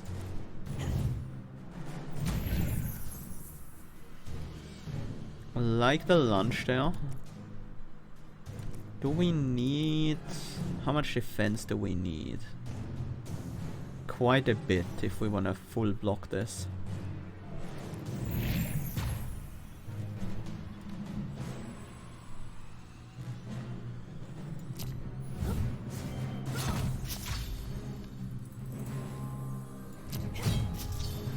Will still apply a bleed.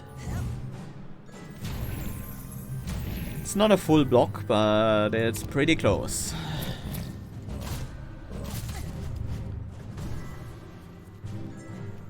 There's our blade twist. Let's do a bravery first. I accidentally gave them their armor. Backliner is gonna bleed out pretty soon.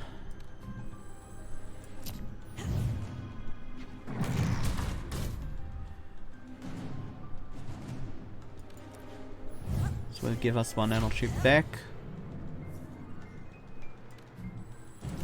This is not gonna be enough. Let's just defend again.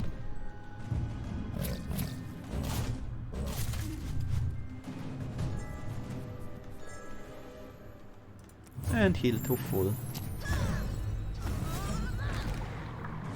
It never returned, by the way.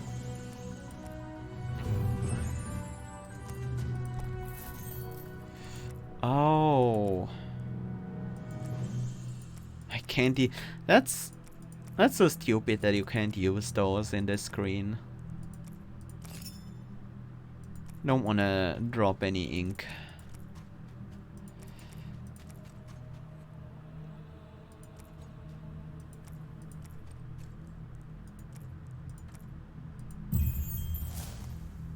Nice. There's a lot of area revealed, but not really useful for us. Like, I mean, it is useful, but most of the area specifically isn't useful. It's a pretty good value reveal. Ah, Fugoro. Yeah, we can easily hunt them down there. Oh, that's an important treasure. We need to get that back ASAP. Didn't really want to pick up that heart necessarily, but I kinda have to.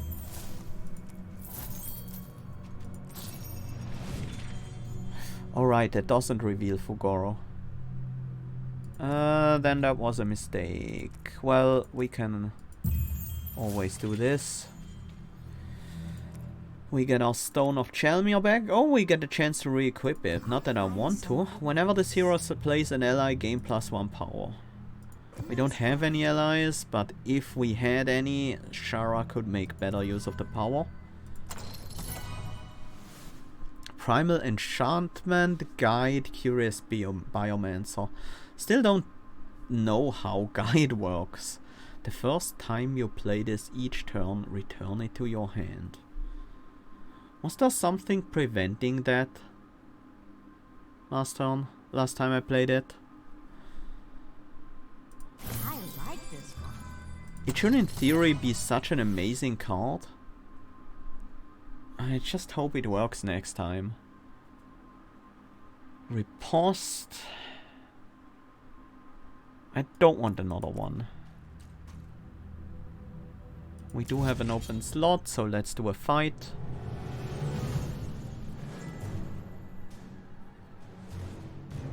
Colossus is nice if you actually get him in play. Yeah, I can see that, but like this deck doesn't really need anything like that.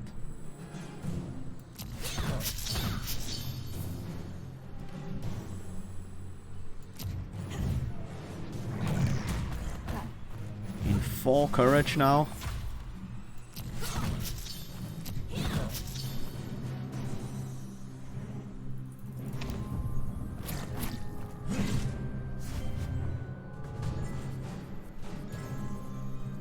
No! Not my blade twist. Oh, that sucks.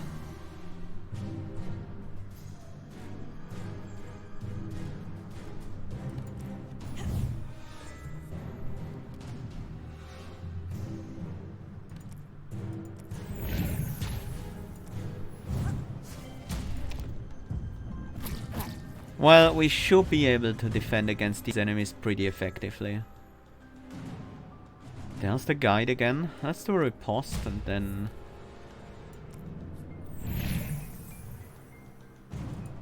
It did not return. That card just... Is that card just straight up broken? That would be a pretty significant bug if so. There is a max hand size, but I haven't reached it yet. It's 10.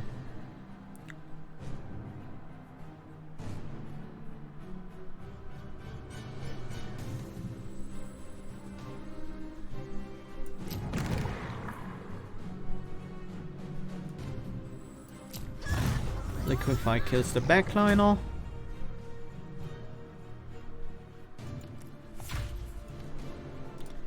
Might as well throw out the Quicken to utilize the Bravery more effectively.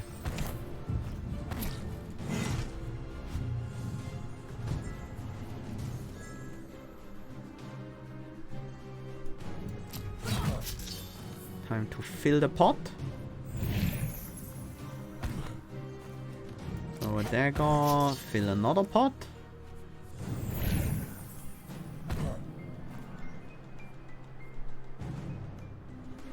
Sure, let's play a smoke bomb before we play a guide. Like, we definitely had hand space.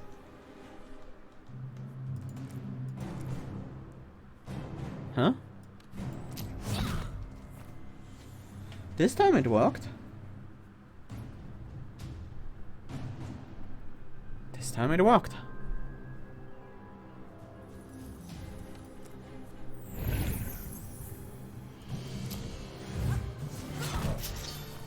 To sip the enemy to death.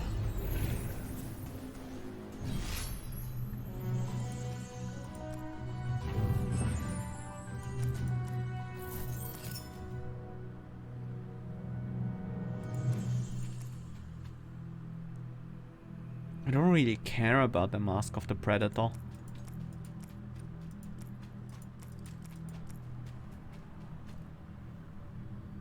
I do care somewhat about the stuff over there. Very well. 2 energy on the first turn and 1 every future turn. We can't really get up there much easier than this. I will actually fight you.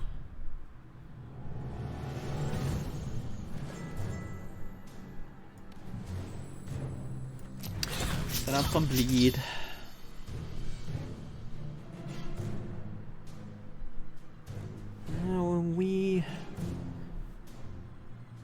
We do have an okay amount of defense.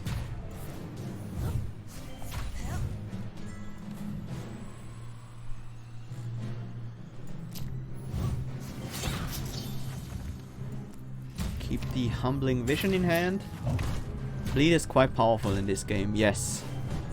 For sure. Never runs out.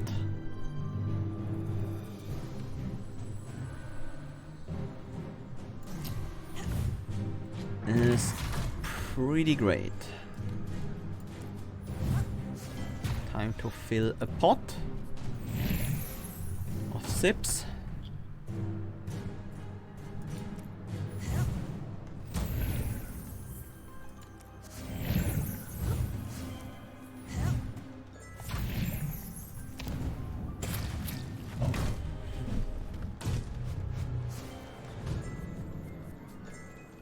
There's my blade twist.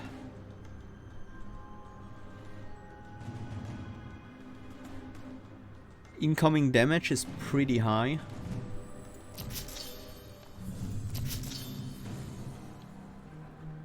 Let's increase your bleed. Humble you as well.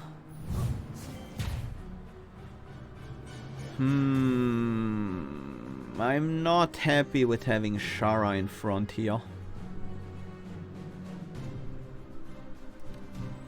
We can't kill the backline, alright. Not even with the liquefy. Oh, this hurts. I'm not happy with having Sharra in front here, but Aurora would just straight up die to this damage. Ouch!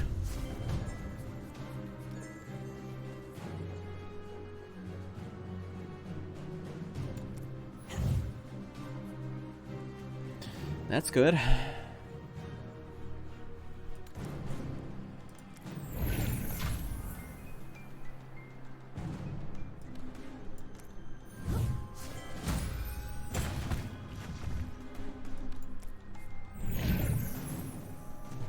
Yeah. It seems to work now. Not sure why it didn't.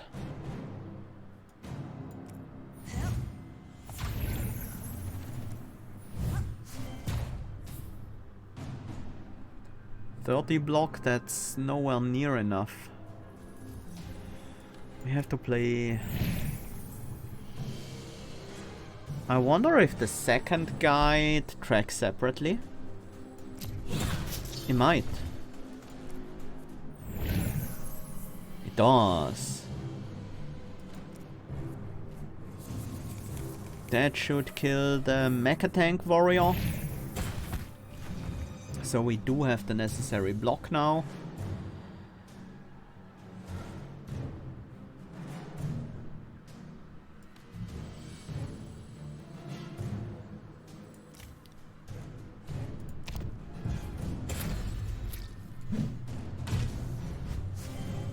And then we have the will strike for the win. Sharra is in a bad spot. That might be an issue.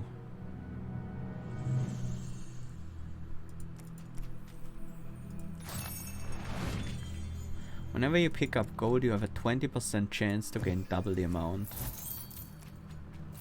Time to pick up all the gold.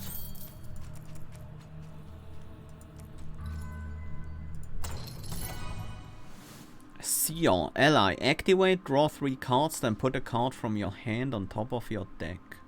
That is good. But Kappa Study? Isn't Sion just a better Kappa Study? Kappa Study costs a card to draw 3. This costs a card to draw 3 and then costs another card. But then you can...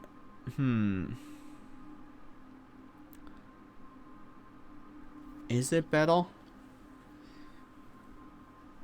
Yeah, it's overall much better. Is it a frog? Try again. Wit Strike, calculate. If Aurora is leading, gain 2 energy, otherwise draw 2 cards. That could be good. Yeah, the Seer can be done multiple times. Yeah, of course. That's why it's strictly better. And every time after the first you use it, it's actually as good as a Kappa Studies. So that's, yeah. Wit Strike is pretty decent, but I don't think I wanna pay for any of these. 30 cards, how far away are we? Still a bit away. Let's see what's in here. Slice and dice. We could put the Mighty Ruby into it. I kinda have to. That's a lot of damage. Suitable.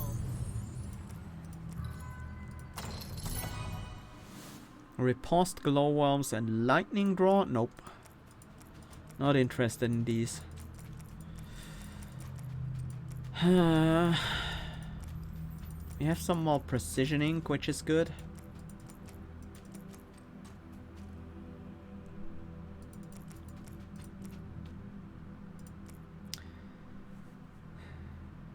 We can get the blood crystal now. I think we should get it. Blood crystal is probably the single most powerful gem you can get for the final boss fight. And I think that goes in a Will Strike. That's our biggest hit. Usually bigger than Liquefy. Not always. Liquefy splashes to another target though. We are not gonna play Liquefy early though. We want the bleed as early as possible. Will Strike we might actually play early.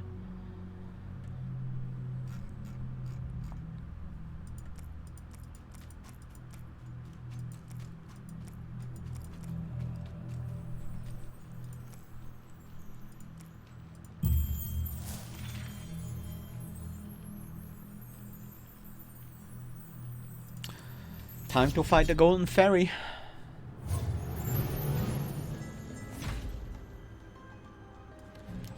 Start with a Pierce for some bleed. Fill a pot. Use a guide. Oh, Blade Twist. And this time the guide decided not to return to our hand. Why? I don't get it. I don't get how guide works.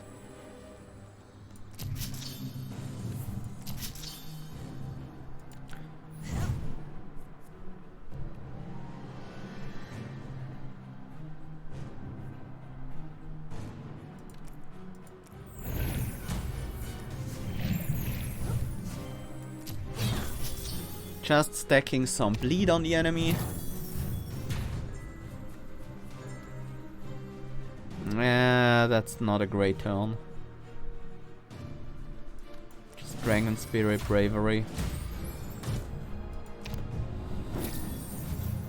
Setting up the courage at least.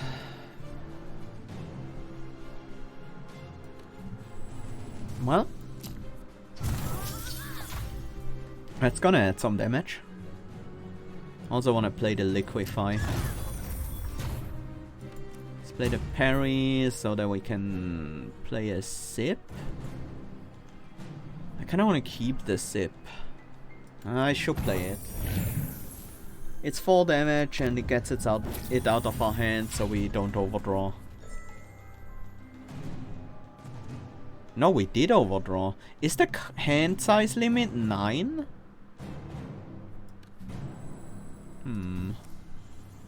Well, we have already won with the lead on the enemy.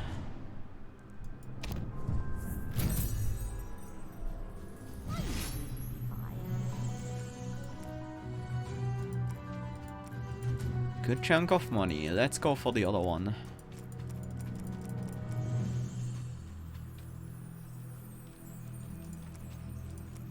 Good thing we have a precision ink, otherwise I would feel very wasteful using anything higher than that. That's an insane start. Will Strike, Pierce. Blade Twist. Blade Twist. And you're already dead. We don't have to do anything beyond that.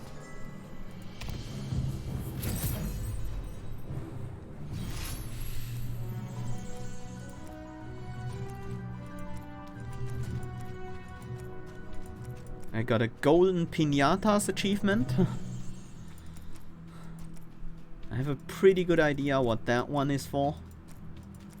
It's beating up a bunch of fairies.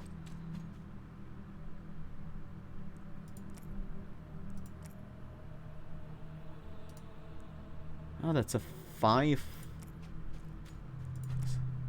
range one.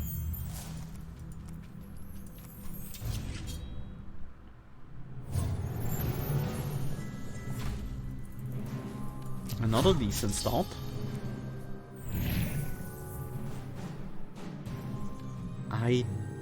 Yeah. Oops. Should have struck before that.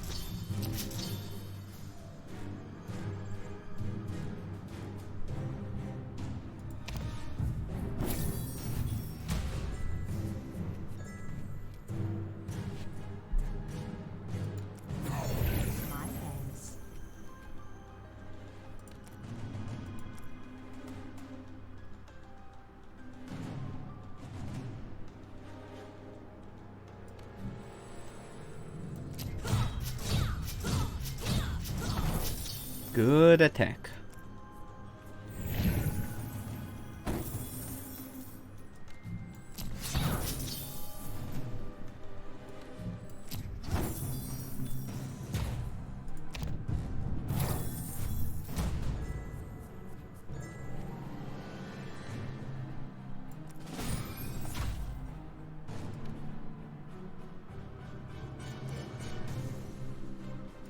I can't be at the hand limit. Yeah, I'm not. I have no idea how this card works. It just seems bugged to me. I want to play it again.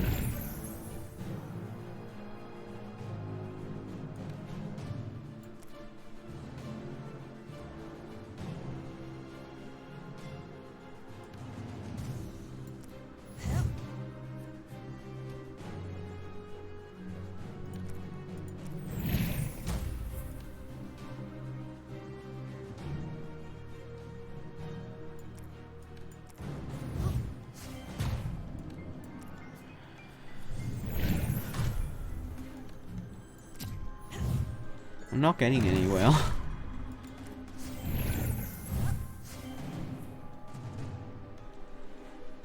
I'm not really trying to get anywhere specifically.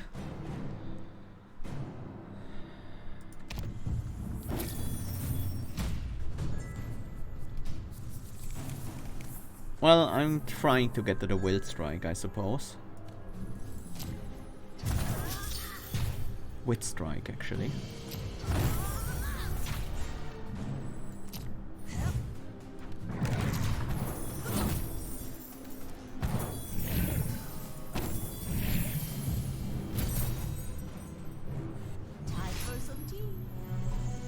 Some tea. Okay, let's look at some more cards. Windfall, another fill the pot. Yes. If you control an ally other than frogs, this costs 0. Tadpoles. I like this one. Repulse. Gain block equal to 3 times your hand size. Attack for 3, gain block equal to the damage dealt. I think we want a large individual block card, and Repulse fits the bill. Flyweight, Kappa Strength. Whenever you dissolve a card, Aurora gains 1 power. Stoicism, at the start of each turn, gain 5 block. This effect ends once you shuffle your deck. And whenever you end your turn with no cards in hand, Sharra gains 1 power. We never do that. Whenever you dissolve a card, Aurora gains 1 power. That does not sound that useful, but it's gonna be great against the final boss. And none of those are actually all that useful. A meteor shard and a singularity are in here. Magda's Rose is really good, but so is Kalim's Belt. Kalim's Belt, yeah, both of those are really good.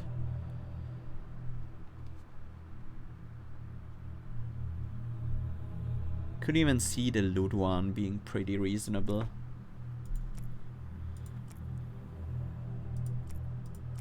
A Kalim's Belt is basically Magda's Rose, but cheaper. I'll buy the belt. It's time we defeat this elite. And then it's just final exploration time. This one. That one might actually be a little bit annoying with this deck.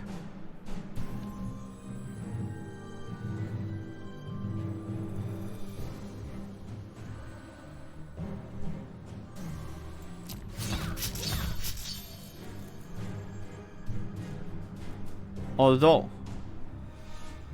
we have this card. The Wall of Mist card. So we just make sure to leave all of the enemies alive and block with Wall of Mists every turn. We have 3 of those. We can't quite use them every turn, but we won't have to.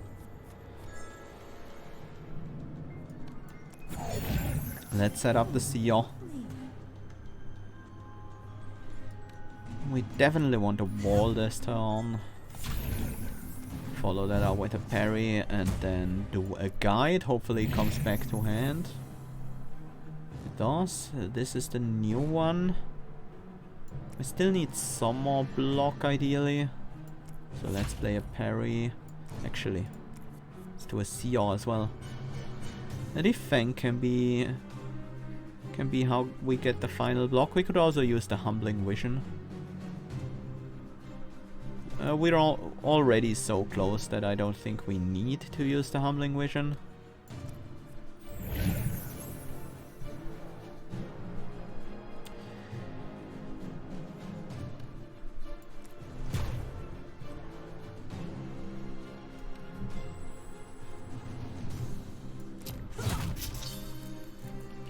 Incoming is 46, we have 47 defense, but we're also on fire.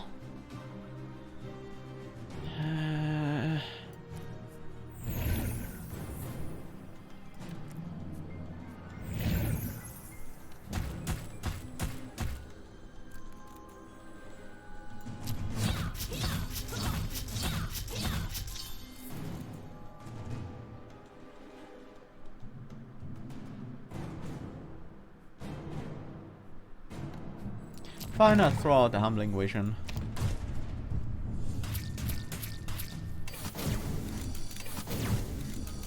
Lots of daggers.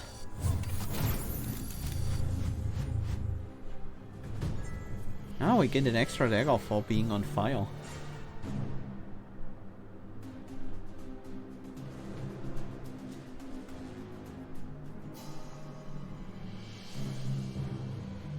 There's the Wit Strike. I mean, our hand size is never gonna be larger.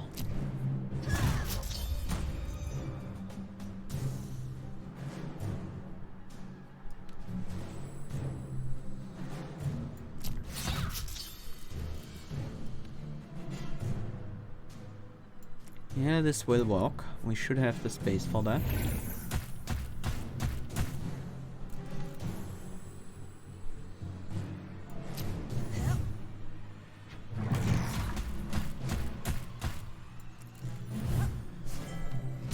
Let's use a Wall of Mist. Switch around a bit to reduce the impact of the on fire debuff.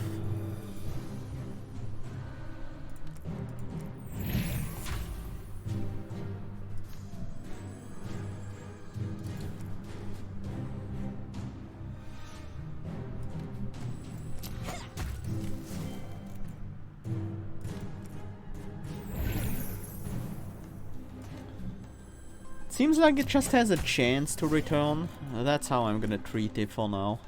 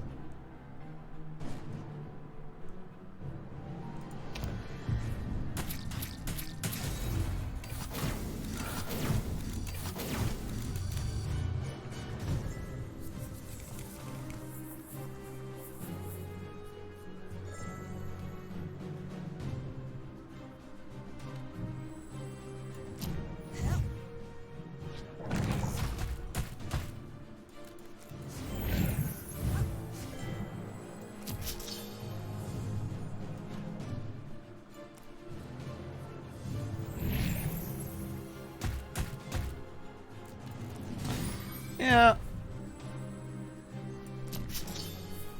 We're doing pretty well here.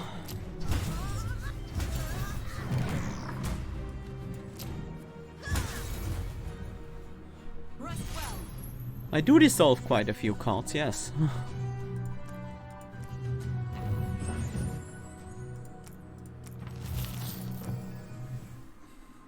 Let's dissolve some more cards. Game 5 block, draw a card.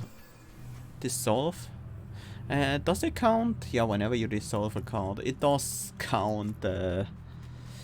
It does count the ones Sharra dissolves as well, so it's actually quite good. Where do we have... What do we have?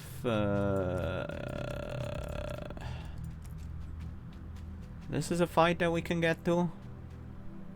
This is pretty good exploration. Wow, this is really good exploration. What's over there? Oh! Nice. Attack the leading enemy for damage equal to your draw pile. Or charge combo. I don't think we care that much about the Shard of Hunting, so I'm gonna take the charge combo one. Each hit inflicts 2 bleed, yes. Prospector. For finding a lot of gems, apparently. This one goes into a Sharra card.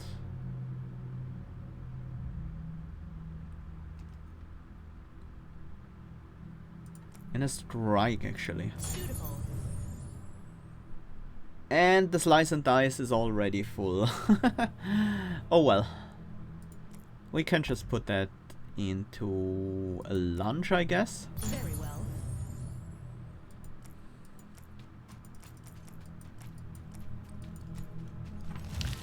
As the heroes enter a blossoming forest glade, they find Marginata, the spirit of Everlife itself. Here is a place of neutrality and power. Marginata will deliver boons to all who visit without fear or favor. Oh. What a nice guy. Choose a boon for Sharra, I think. Ask for healing. Fully heal Sharra. That could be good. Ask for long life. Sharra gains 10 max life. That would be good on Aurora. Ask for her blessing. Gain 2 power. Heal for 5 at the end of each battle. If the hero dies, the blessing fades. On second thought, choose a different hero. 10 max HP on Aurora. There's this on Sharra. It's not gonna be a full heal, but we have the 2 power. The full heal is almost too good here.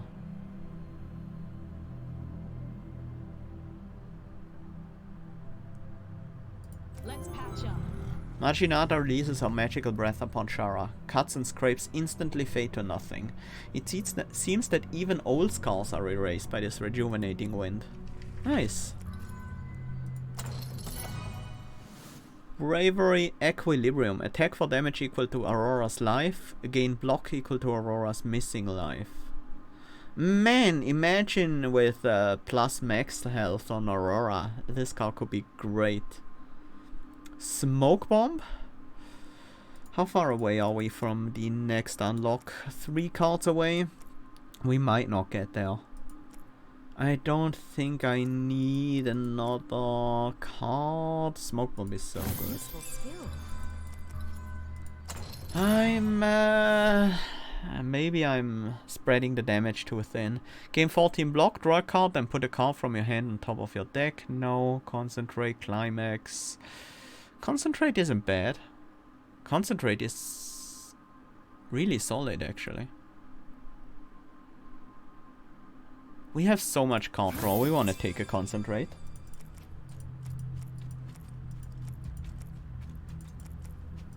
And one more brush. That's a 3. This is a 4 at least.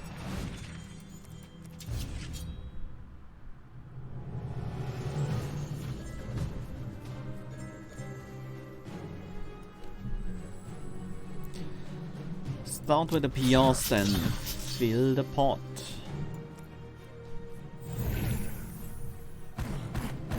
We do a wall of mist for defense.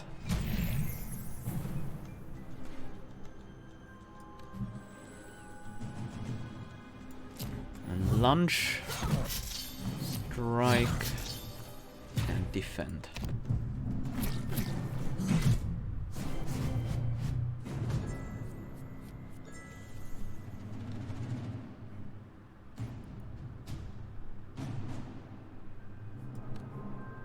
Fill some more pots.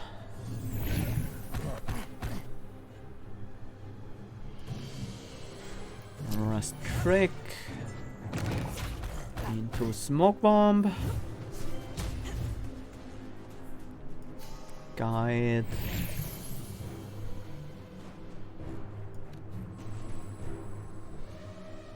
And finish with a wit strike for a massive bleed.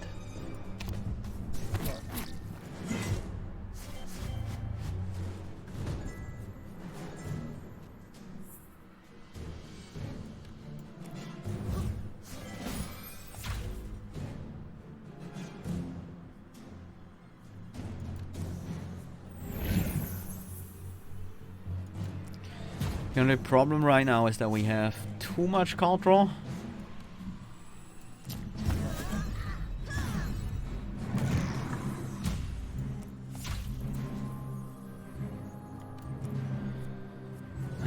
If that can ever be a problem.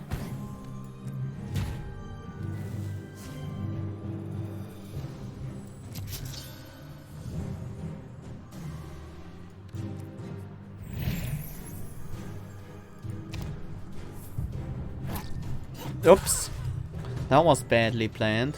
For some reason I didn't see the enemy's huge attack and just thought we had enough defense from that giant turn we just played.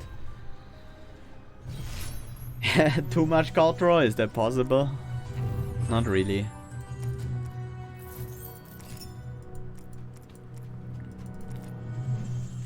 But we might actually want to socket the Shadow Gem now.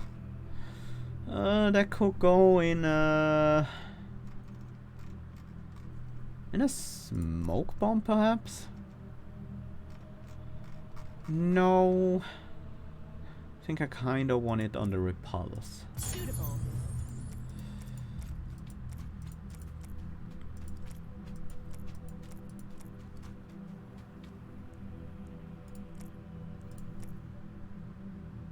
That's 7 tiles, that's pretty good. Oh, another ink. A healing heart, happy to have it.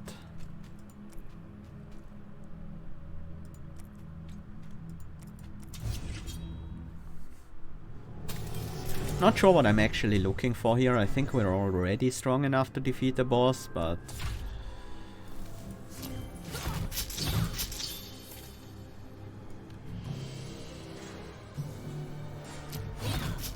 kinda need to defeat this enemy quickly. Let's dissolve a defend. So we can have a ton of energy to go into our next turn. So if we draw any card draw, we can just go off. We need some block this turn anyway, so we can prepare for the bravery. That makes our fill the pop free. I'm gonna pay for this pot. I still wanna stop you from dealing 50, which we do with this fill the pot.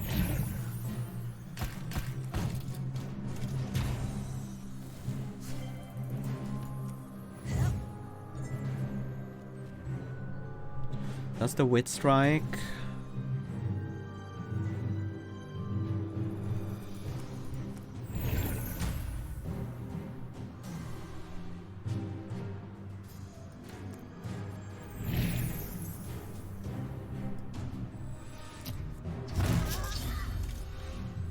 And we draw into Blade Twist, which means this guy is super dead.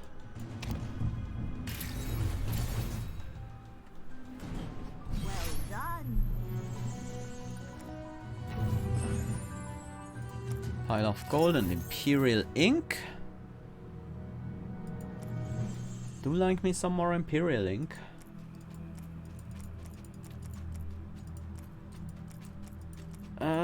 I think we have explored everything we have discovered now, so this final set of inks is mostly just gonna be used for exploring some uncharted territory.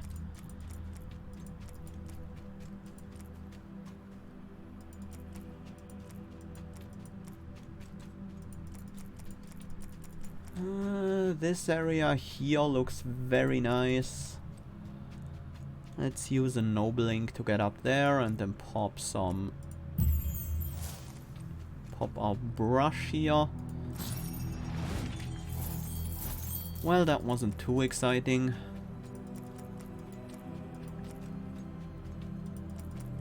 Can we find an 8-tile reveal really quickly with the noble ink? I don't think we have any.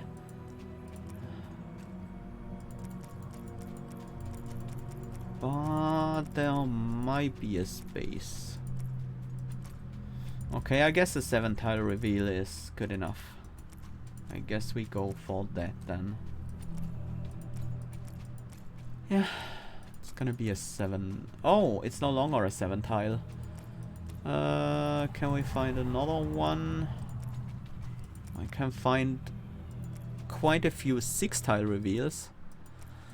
It doesn't ultimately matter much at all. This would be a 7-tile reveal, but these tiles down there are inaccessible. I think we have a 7-tile over here. Do we not? Not quite, no. Oh well. It is a 7-tile reveal, it's just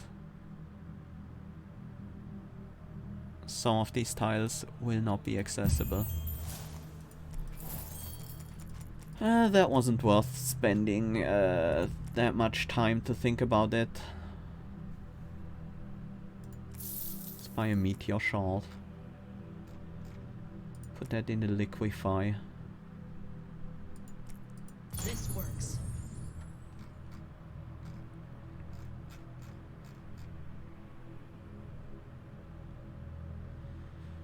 Do we want the red diamond in anything?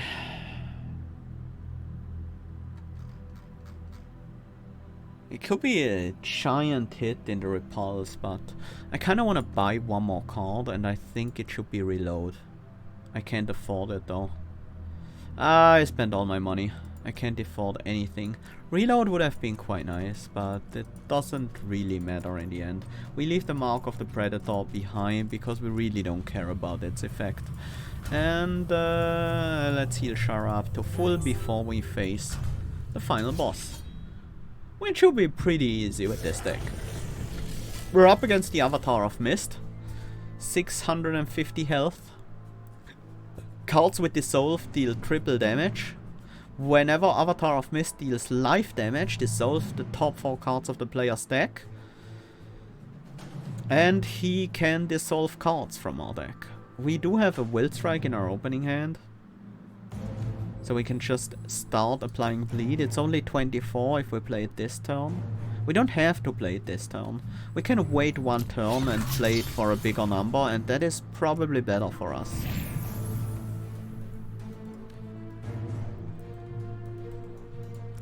We don't want to play the riposte actually. We do want to fill the pot.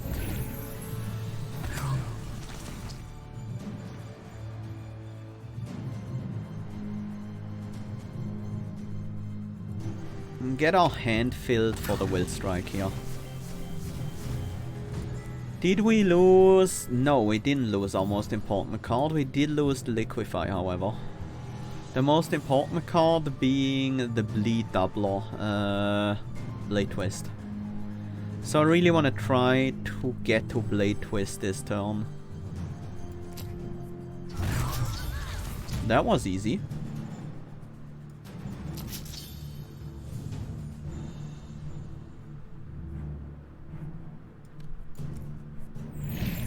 Now... Oh! 5, 6, 7, 8, 9, 10, 11 cards in hand? Seems like the hand maximum is higher than I thought. No, it's 10 cards, but only for draw. Interesting.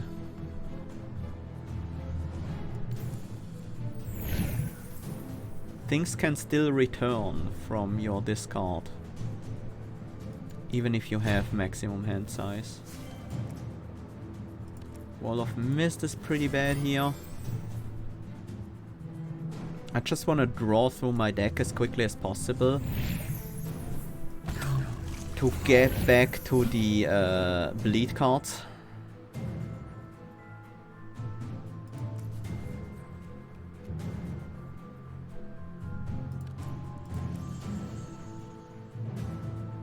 We do still need some defense this turn.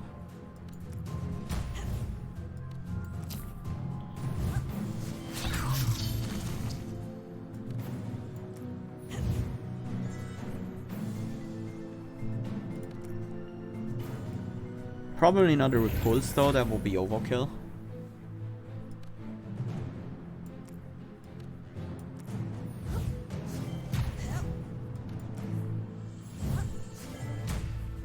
This is a good place to stop. I will throw the strike though. Aurora is gaining a big number of strength there. It's nice.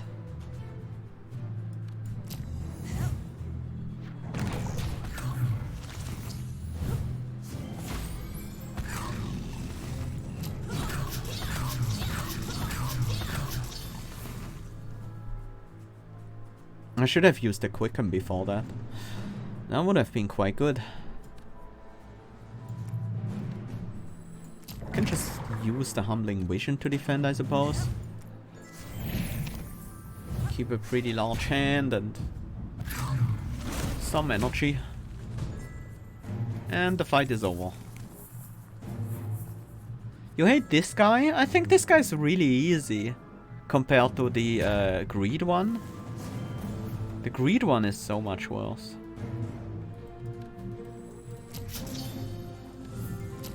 $842 bleed. Oh, we can double it again. Can we keep going?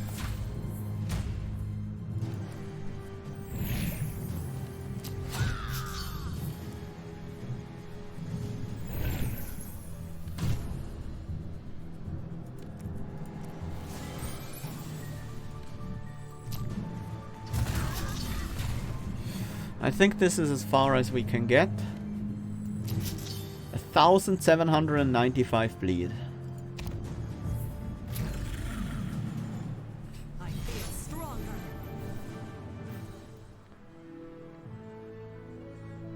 Oh, he removed all your cards because you were reliant on healing instead of actual block. Yeah, that could be a problem, I guess. 87 pages. Decent number of experience on everyone. Oh, didn't quite get to the party level though. Juggler. Ally. Spiritless. Whenever Sharra swaps to the front, add a dagger to your hand. Oh, I like it. Fan of Knives. Dissolve up to 3 cards in your hand. Add that many daggers to your hand. Like that as well. Familiar. Whenever you draw or play this, summon 3 frogs. Ooh, that's also potentially very strong. Whenever you draw or play this, the other hero gains 2 power until the end of turn. Okay. Interesting stuff. Okay, we made some good progression there. Start each run with a random ink. And another random gem. I like these. We have 37 more things to do. Max HP for Aurora would be nice. It's only 2. But she does benefit quite a bit from having higher max HP. Super runes are something I do quite care about. And I like the unique strikes and alternate defense things. Although extra socket chance is also quite nice. So we start the game with extra money. Let's take the 50 extra gold at the start of the game. That should be pretty good. We're making good progress, but these ones, the ones where we can add 5 points in total, they are gonna require a lot of pages if this keeps going. It was 5 at first, then 15. Does it keep going that way? Possibly. We haven't bought a 3rd level on anything yet, so we can't quite predict how it keeps going. Maybe it's 15, 25, 35, 45.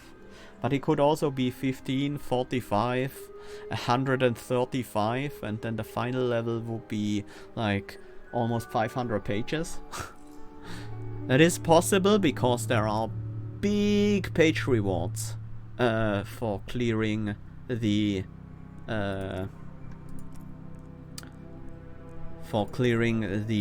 epilogue levels. I kind of want to do another run, but I think that would be getting too late, and I don't want to I don't want to stop in the middle of a run. I feel like that's not a great idea, but I do want to look at the new difficulty modifiers we unlocked, the new epilogues. Compulsive. All vaults of wisdoms are free, but must be picked up. Shop prices are increased by 20%. Oh, this is awesome. I like it. Terra Incognita. There is no path to the boss. What happens if we manage to spend all our ink and brushes but not get a path to the boss? Do we just lose?